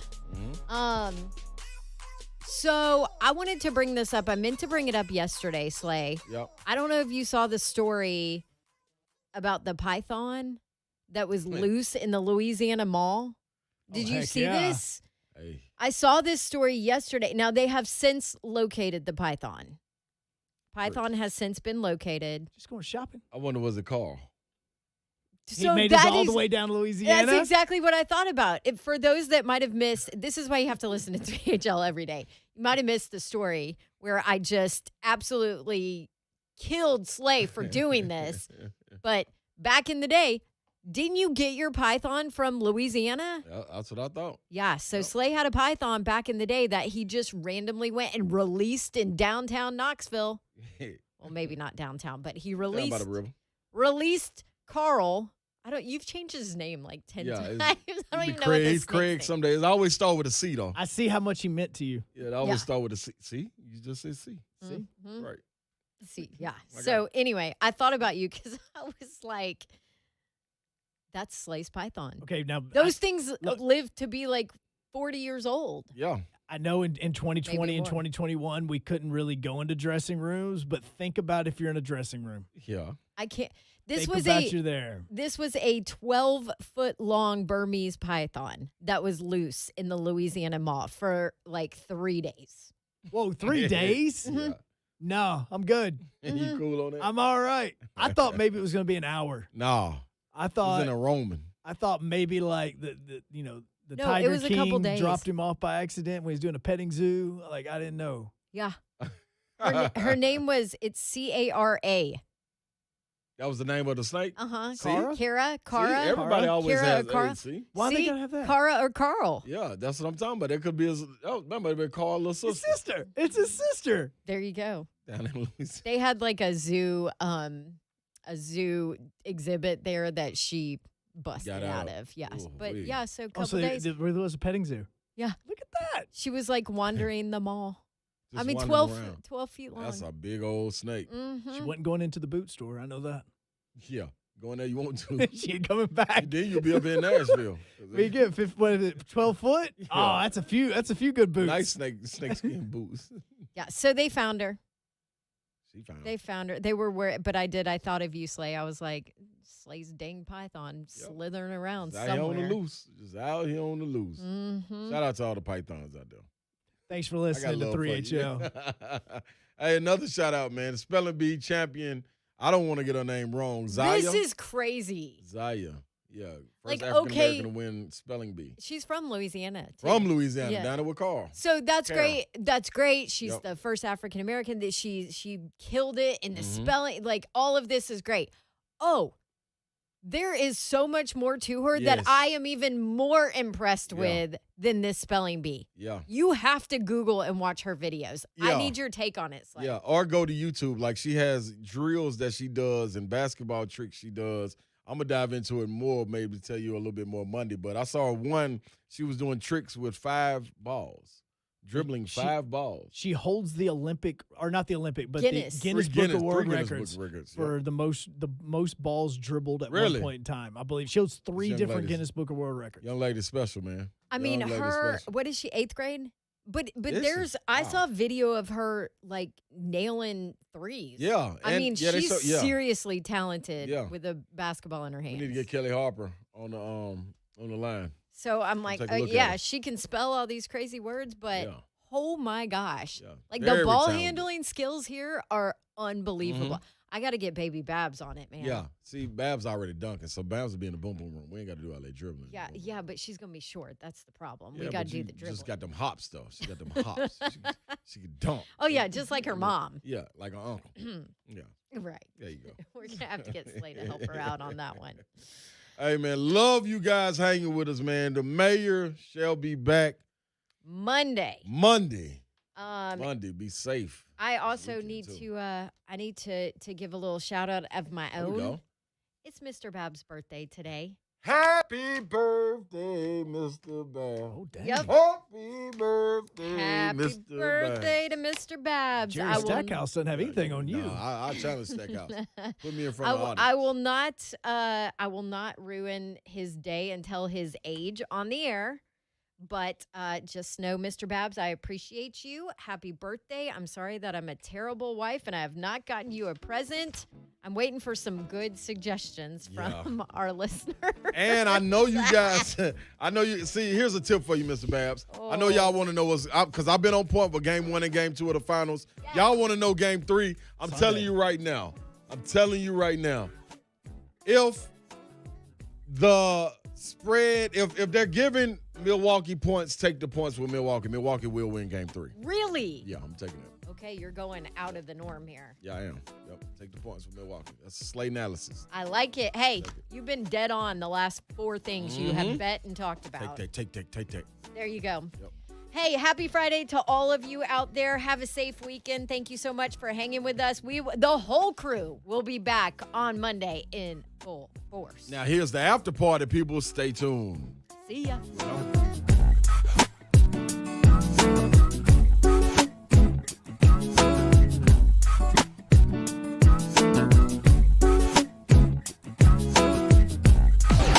It's coming. Titans training camp. Are you ready? Your home for Titans football and the flagship for Titans radio.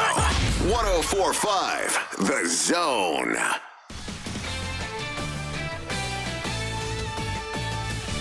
This is Tiki Barber with the CBS Sports Minute, sponsored by Lexicon, your holistic provider of practice management software and legal services. A 16-year-old signing a $1 million contract to play professional basketball instead of going to high school and eventually college might sound absurd.